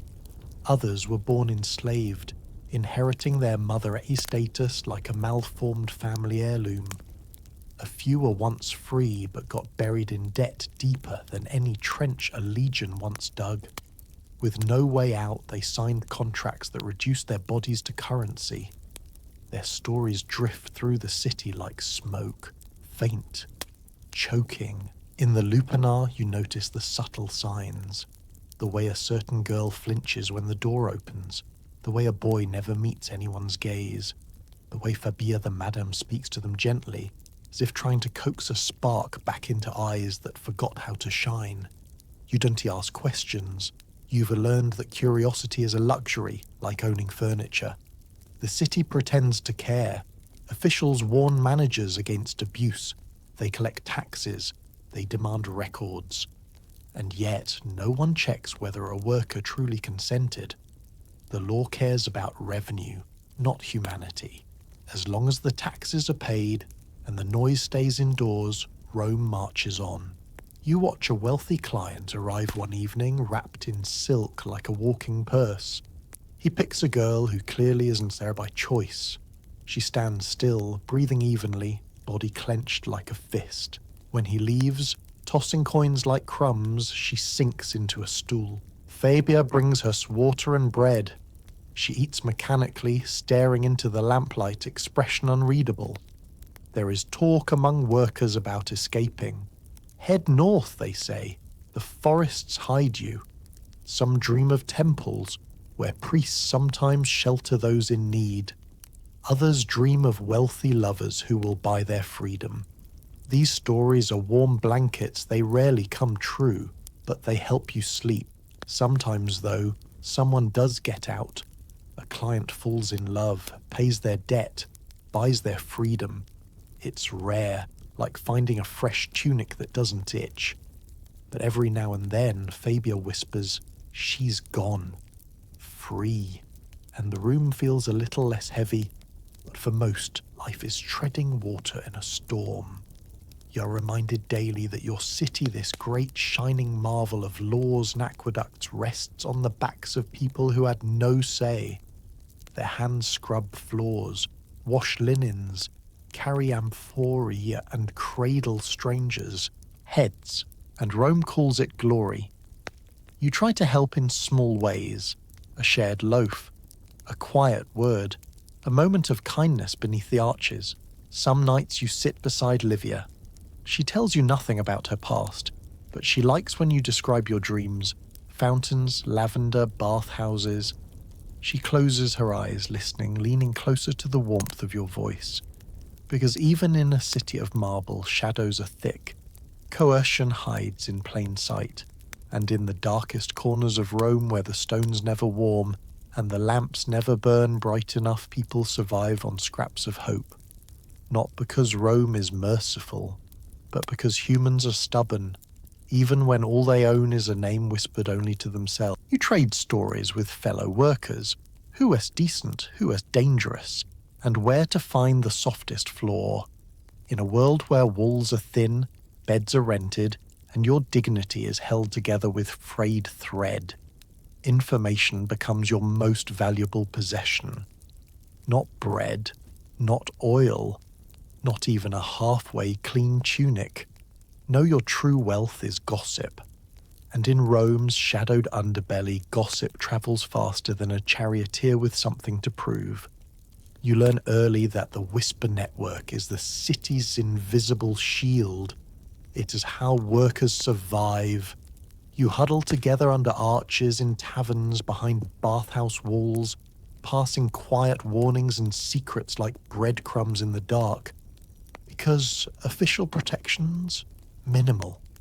Divine protections, questionable. But the Whisper Network, reliable. You earn your entry the first night you share a meal with your peers, a half loaf of bread, a sliver of cheese, someone adds olives. Probably Gaius, of course. While you eat, the stories begin. See the one with the crooked nose, a woman murmurs. Good tipper, smells like wine. Tall one with the scar across his cheek, another says. Avoid. Rough hands, laughs at pain. Short fellow with the limp, harmless. Falls asleep before anything starts. These small details are as precious as gold tiny nuggets of survival knowledge.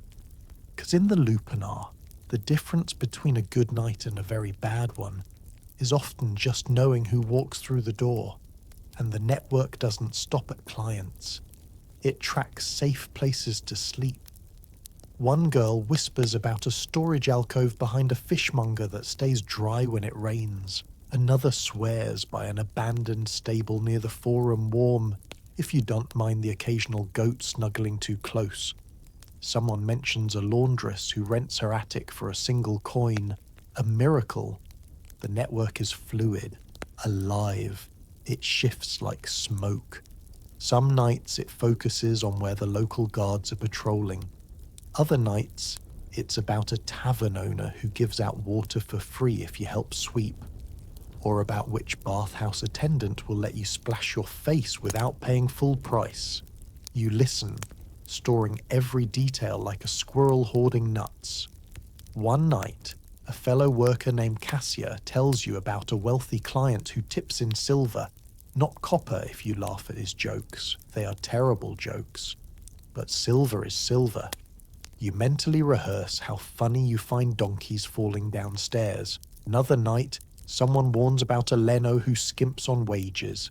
He smiles big, talks bigger, and then disappears with half your coin. His name becomes taboo, whispered only when someone needs reminding. Sometimes the network shares bigger secrets. A friend confesses she is saving to buy her freedom. She trusts you because you know to keep your voice low. You nod, heart swelling, and tell her which moneylender is least likely to scam her. There are no honest moneylenders, but some are less dishonest. You trade stories of escape half-truths and rumours about girls who ran north and never returned. Some say they joined travelling performers, others say they found work in quiet villages where no one asks questions. Whether true or not, these tales feed the soul. Hope wears many masks. The Whisper Network also teaches you the art of subtlety. You learn to speak without speaking, eyes widening when a dangerous client approaches, chin tilting toward the back room when a trustworthy one offers a good deal. A soft tap on someone's wrist means be careful.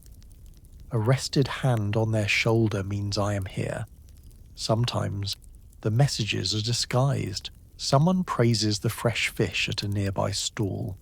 Translation: the vendor is kind and trades snacks for small favors. Another says the sunset is bright over at the market. Translation: guards are out lay low. It's a language of gestures, half smiles, and careful silences. You also learn where to find the softest floors. This is critical. A friendly map maker near the Aventine Hill tosses scraps of straw in exchange for gossip. A baker lets you nap on flour sacks before dawn, warm, soft, slightly yeasty. You wake covered in bread dust, smelling delicious. Worth it. But the Whisper Network is not all warnings and tips. It's also friendship, the fragile, tender kind, born in shared hardship. You sit together after long nights, rubbing tired feet, passing a jug of watered wine. Stories drift through the group, not just about clients or beds, but about ambitions. One girl dreams of opening her own tavern someday. Another wants to learn to read. A boy hopes to save enough to return home across the sea. These dreams are tiny lights beneath the city's heavy stone. Listening to them makes the night seem less endless. You share your own dream, one you barely admit aloud. A small cottage, a garden, a quiet life where your hands touch soil, not strangers. They nod. They understand. When new workers arrive, scared and disoriented, the Whisper Network enfolds them. Someone offers bread, someone else gives them a cloak. You teach them the signs, the warnings, the places to avoid. You speak quietly, firmly, passing the knowledge forward like an heirloom. Because in Rome, power runs downhill. And at the bottom, all you have is each other. So you share everything: tips, coins, laughter, sorrow. You build invisible walls, invisible shields. When dawn breaks, the group disperses. Everyone returns to their arch, their tavern floor, their rented straw. But you carry your people with you, their voices, their warnings, their dreams woven into your memory as tightly as thread into cloth. Rome doesn't protect you, but your fellow workers do, one whisper at a time, and somehow it is enough to keep going. Doctors try to fix everything with herbs, honey, and sheer optimism. Medicine in Rome is a bold combination of guesswork, botany, and sheer confidence. If your joints ache, if you cough, if you simply look a bit pale, someone will offer a remedy that sounds like it was invented during a drinking contest. You learn quickly. Roman doctors have excellent bedside manner, but only a passing relationship with outcomes.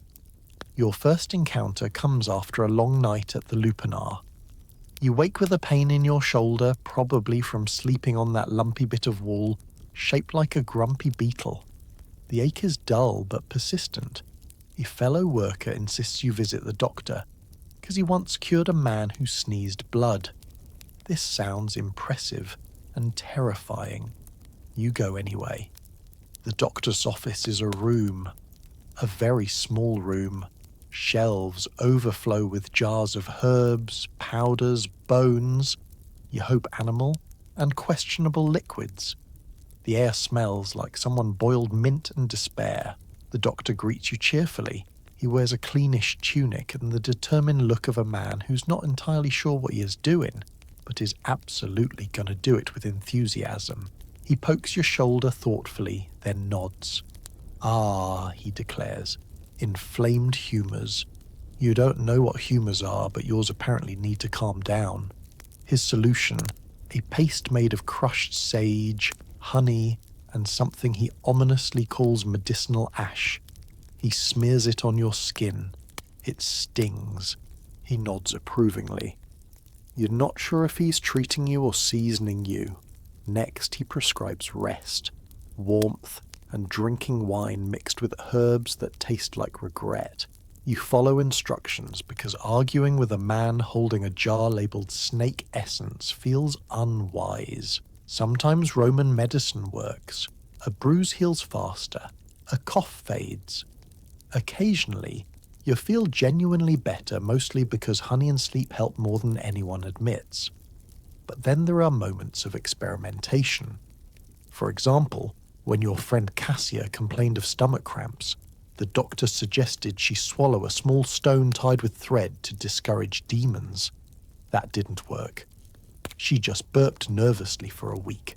Another worker, Flavia, got a deep cut on her leg. The doctor applied honey, good, herbs, fine, and then recommended rubbing it with a bronze ring during a full moon. Mystical, but harmless. The wound healed. So now everyone talks about the magic bronze ring. Instead of the honey and basic sanitation, you hear tales of more intense treatments. Bloodletting, for example, because clearly when someone feels weak, removing their blood will help.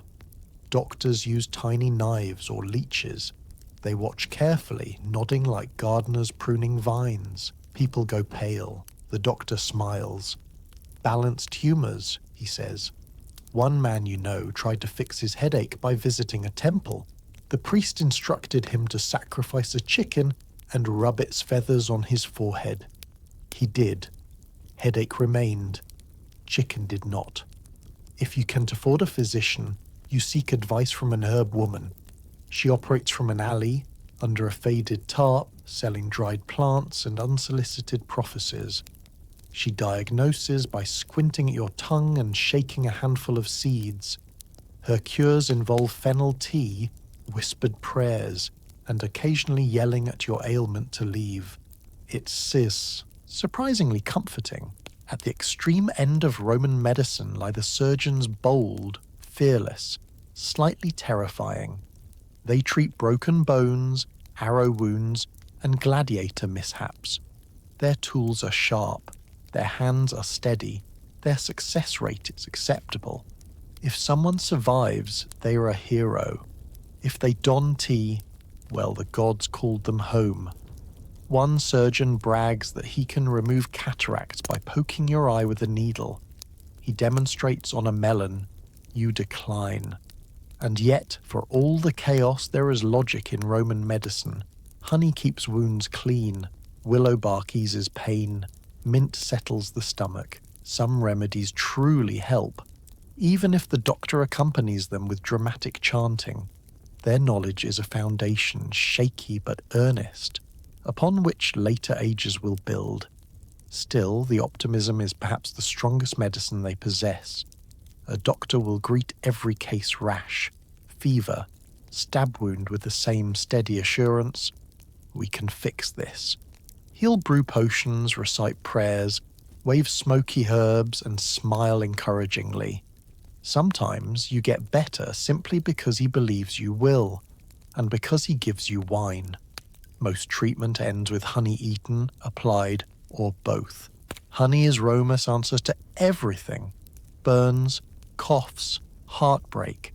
You wonder if doctors get honey discounts. You've also learned a crucial rule. Don T mentioned dreams to the doctor. He'll immediately diagnose divine interference and prescribe a ritual involving figs and chanting at midnight. You once tried to explain you dreamed of tripping over a chicken. He nodded gravely and told you to wear garlic around your neck for 3 days. Which you did. And honestly, you felt powerful. The Whisper Network shares medical tips too. This doctor charges too much. That midwife can fix anything. Don T, drink the blue stuff, trust me. You collect remedies like coins, olive oil for dryness, vinegar for athlete's foot, warm compresses for bruises, and the universal cure, rest, which you almost never get. Occasionally you visit the bath's hot steam, cold plunge, massage. These feel like miracles. The steam loosens your bones. The scrape removes layers of city grit. For a moment you're clean, warm, human again. But most nights, when something hurts, you rely on the basics. Herbs from the market, bandages of scrap cloth, wine, so much wine. You lie beneath your arch, paste drying on your skin, donkeys snoring gently, and think, if the gods wanted Romans healthy, they would have invented antibiotics. Instead, they gave you honey, mint, and men with knives. And somehow it mostly works. Just don't ask too many questions. After dark, the city gets louder. Strangers wander, drunk citizens sing, and the streets become a playground of questionable decision-making. You'd think nightfall might slow Rome down. Maybe calm the crowds, hush the markets, coax the city to sleep. Absolutely not. Rome, after dark, decides to become a lively god of chaos with a wine problem. Lamps flicker, shadows stretch, the streets shift from crowded marketplace to drunken obstacle course in about 15 minutes. You settle beneath your familiar archway, pulling your cloak tighter. The air cools just enough to make you wish you owned socks. Around you, Rome hums like a tipsy beehive. The donkey snores, you brace yourself. The night watch begins. It starts with the singers. Usually they are people who started drinking at noon. Their voices echo through the streets, raw, emotional, dangerously off-key. One man belts a tragic ballad about a lost sandal. Another sings passionately about his love for figs. A group forms a choir. Together they invent new melodies that would make the muses plug their ears. Then come the wanderers. These are citizens who somehow got separated from their friends, sandals, or life goals. They stumble through alleys whispering philosophical nonsense to cats. You watch as a man tries to have a serious conversation with the statue of Jupiter. It does not respond. He nods anyway, satisfied with the divine wisdom he has definitely imagined. The street vendors return. At night, they turn sneakier and louder, hawking roasted nuts, cheap wine, and something described only as surprise meat. They shout with gusto, waking half the city. You consider buying food, but your coin pouch is emptier than a philosopher's promise. Also, once you bought the surprise meat and regretted it for 3 days. Across the road, 2 women argue about whose turn it is to haul water tomorrow. Their voices carry like thunder. One gestures wildly, nearly hitting a passing dog with her amphora. The dog takes offense, barks indignantly, then trots away to find someone who will appreciate it. The lamplighters drift by, carrying torches and oil pots. They move with ritual familiarity, raising flames to the street lamps. Each lamp flickers, glowing weakly like it is only pretending to be helpful. The lamplighters whisper to each other, trading gossip and warnings about suspicious figures lurking near the forum. Speaking of suspicious figures, Rome's night streets are full of them. Hooded characters emerge, slipping through crowds like fish through water. They speak in low tones, exchanging bundles wrapped in cloth.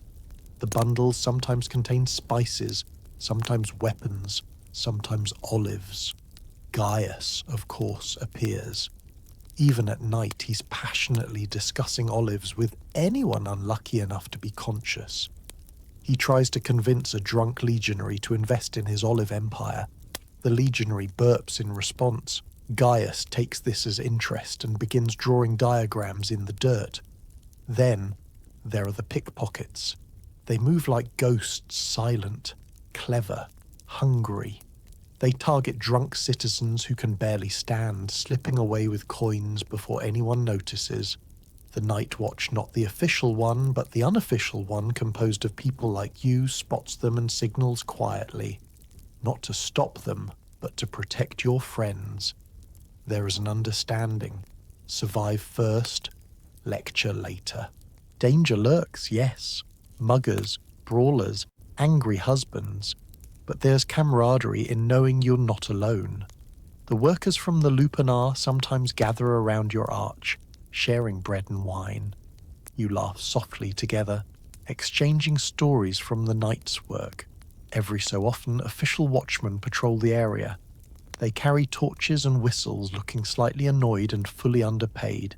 They threaten fines for public drunkenness, then accept bribes from the very same drunks. Someone hands one watchman a cup of wine. He stares at it, sighs, drinks, and continues patrol. Farther down the street, two men get into an argument. It starts with a disagreement about chariot racing. It escalates to insults about family goats. Suddenly they are wrestling in the dirt. A small crowd forms, placing bets. Someone hands you a copper coin and asks you to hold their cloak while they cheer. You agree because it is warm. Midnight approaches. The city does not quiet. Instead, it shifts tone, becoming stranger, softer, more mysterious. Shadows dance, lanterns sway. The wind carries whispers you can't quite understand. A flute plays somewhere. The tune is haunting. It drifts through alleys, twining with laughter and shouts. It reminds you of stories told under the stars, of gods wandering disguised among mortals. You shiver, unsure if it's the cold or the music. You see a procession, priests cloaked in white, carrying torches and chanting. They pass like spirits, indifferent to the chaos around them. People make space, bowing heads. The priests vanish into the night, leaving only smoke and the faint smell of incense. At the edges of the city, near the burial grounds, it's quieter. Owls watch from trees, eyes gleaming. The air is different there still, heavy. You avoid it unless you must. Everyone does. Back under your arch, you wrap your cloak tighter. A stray cat curls beside you, purring like a soft drum. You share your bread with it. It leaves, it returns. Cats always do. The donkey shifts, braying once before settling again. The sound blends with distant laughter, clinking wine cups, clipped arguments, muffled prayers. Rome is messy, loud, alive. Eventually the horizon hints at dawn.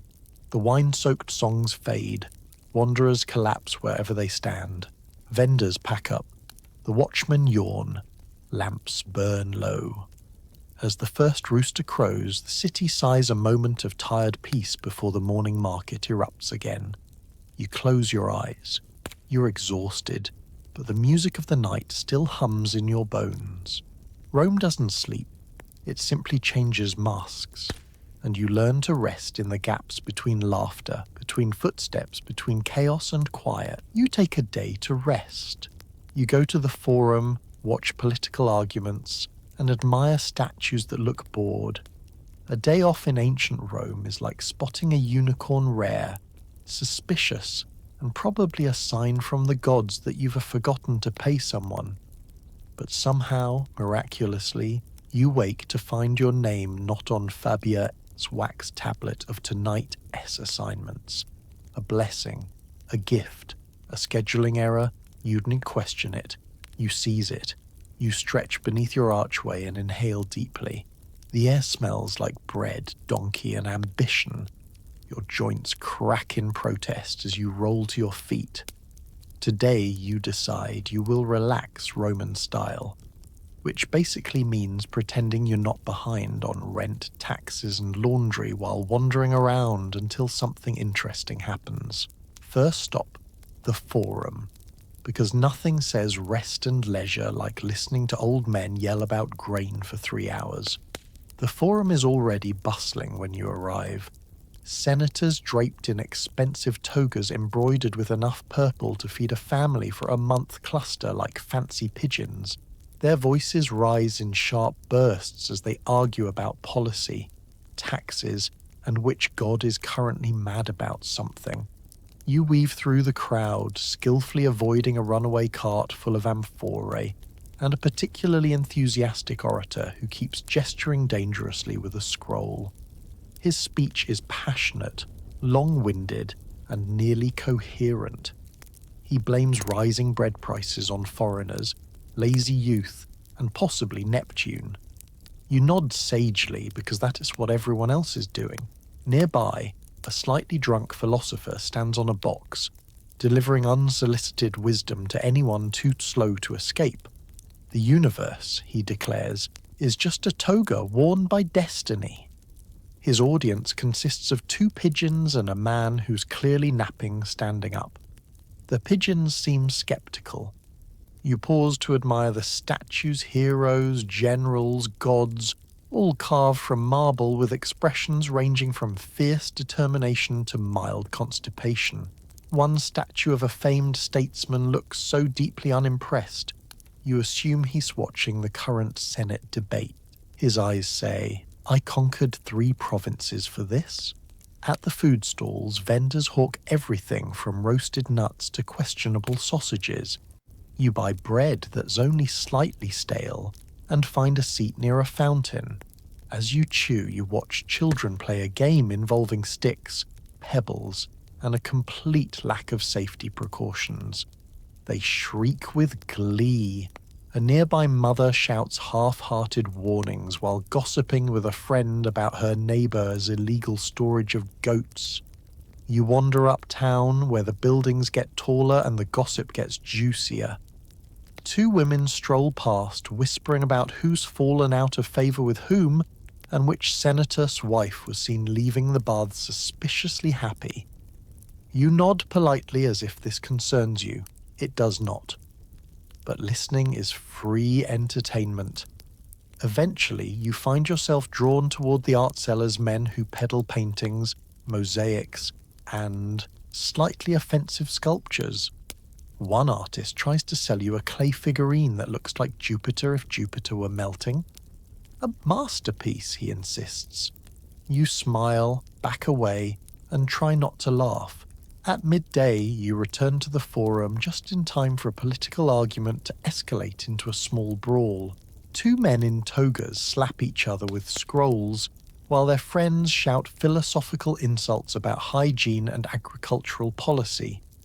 Eventually, the watchmen arrive, sigh loudly, and separate the combatants.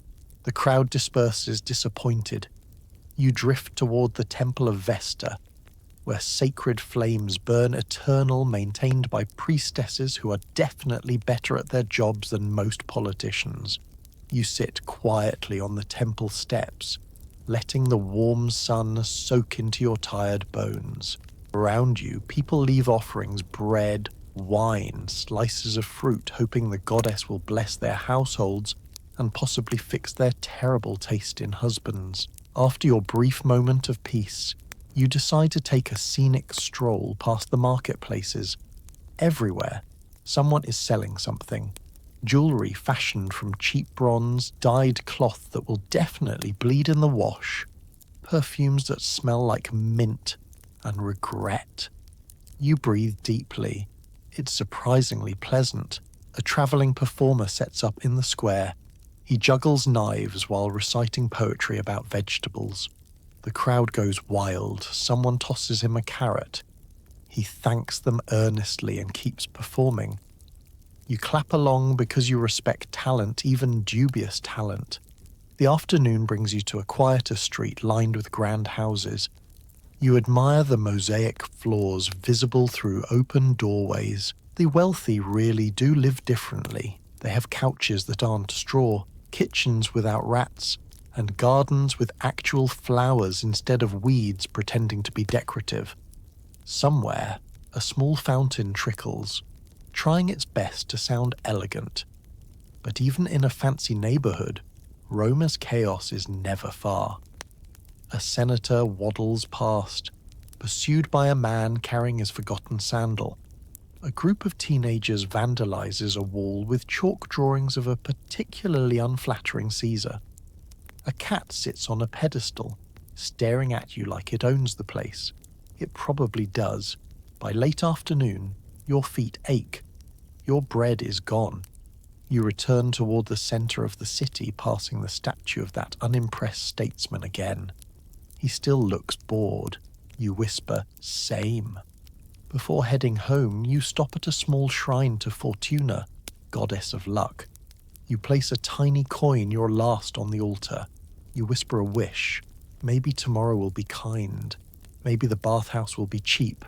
Maybe Gaius will take a day off from olives. Fortuna remains silent, but a pigeon coos. You take it as a sign. As the sun dips, you meander back to your arch. The donkey welcomes you with a snort. You settle onto your cloak. Your body is tired, but your mind is light. A day off in Rome, doesn't it deliver rest so much as distraction? And honestly, that's enough.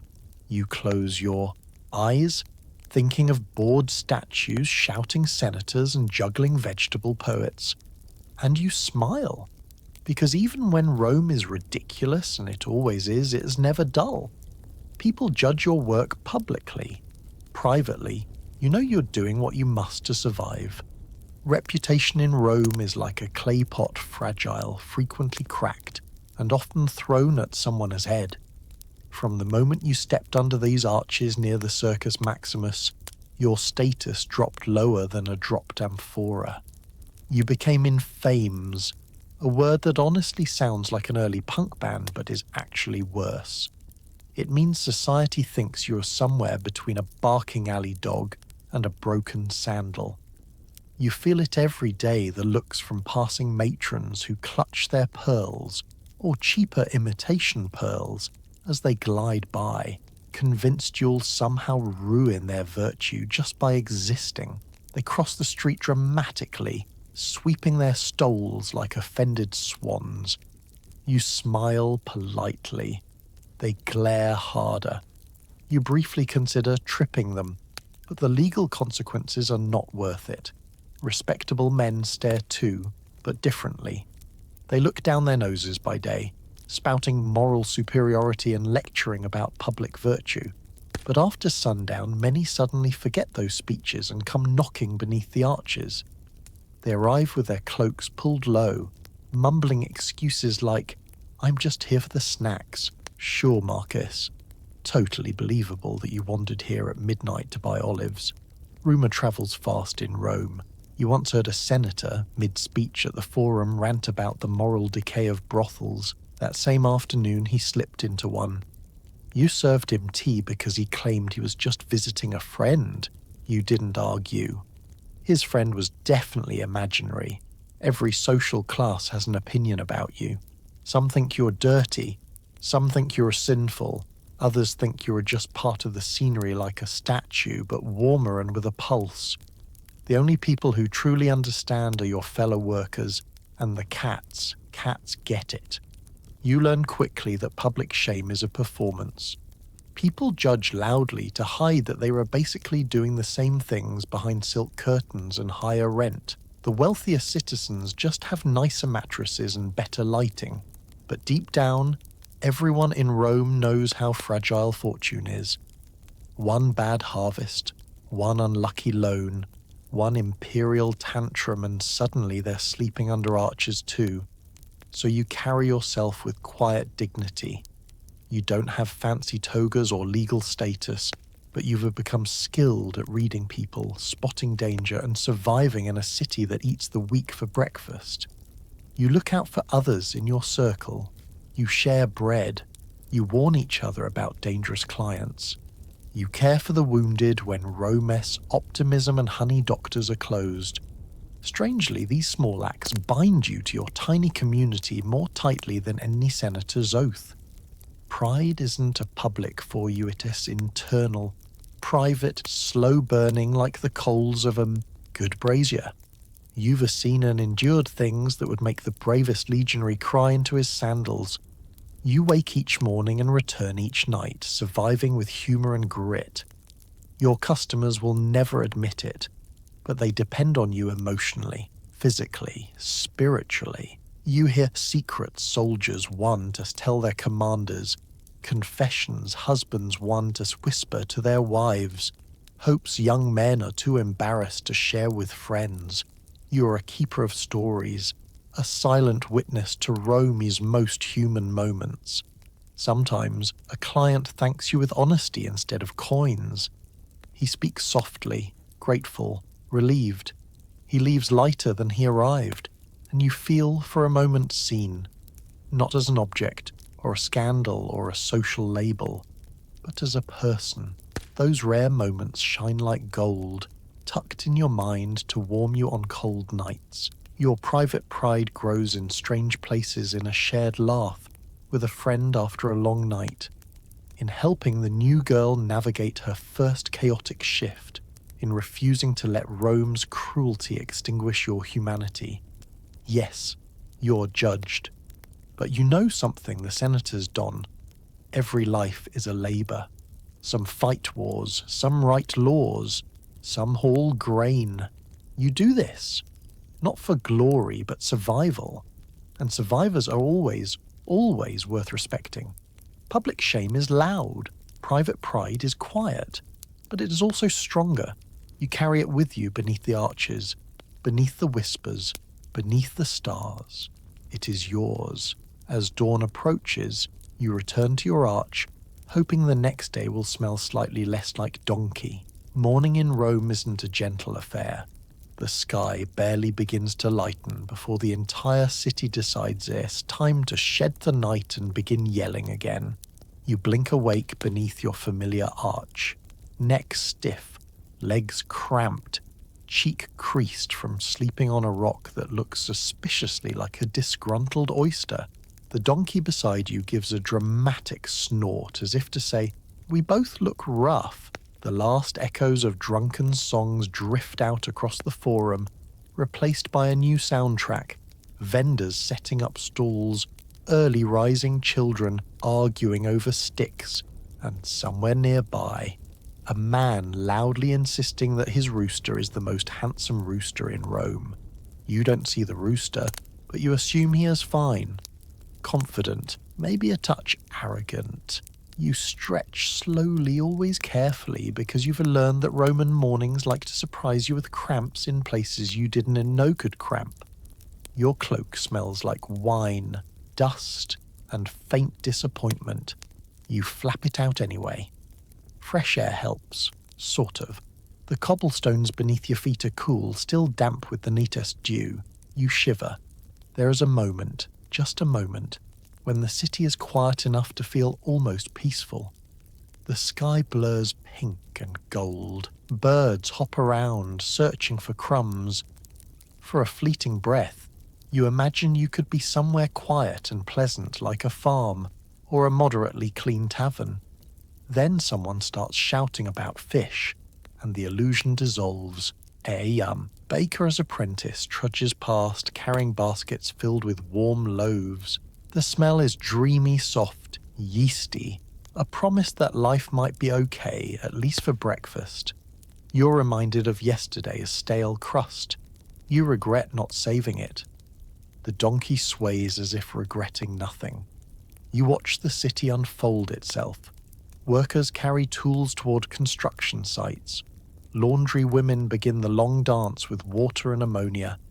Messengers sprint toward the Senate, faces pinched, clutching scrolls full of words most people don't care about. Rome isn't awake, it's erupting. You step toward the fountain to splash water on your face. The water is cold enough to wake the dead. You gasp, then laugh. Being alive hurts, but at least it proves you are here. A familiar friend, Rufina, waves as she approaches, her hair a chaotic masterpiece that says, "I definitely slept 3 hours." She hands you half a fig and updates you on the gossip. Fabia is in a mood. One of the soldiers complained his feet hurt during business, so she told him to soak them in goat milk. He did. Now he smells like dairy and regrets everything. You both laugh, because suffering is funnier when it doesn't involve you. There's a shared understanding among you and the others gathering beneath the arches. This is home, temporary and strange. You check in with each other. Who is safe? Who needs help? Who accidentally agreed to meet a client inside the temple and now must apologize to the gods? With every conversation, the day's weight settles on your shoulders.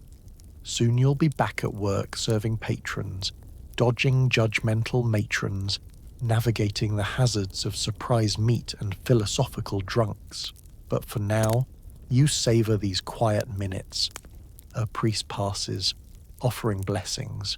You accept, mostly because you hope it comes with a loophole that guarantees better sleep. He sprinkles water, mutters prayers, and tells you to honor the household gods. You nod respectfully.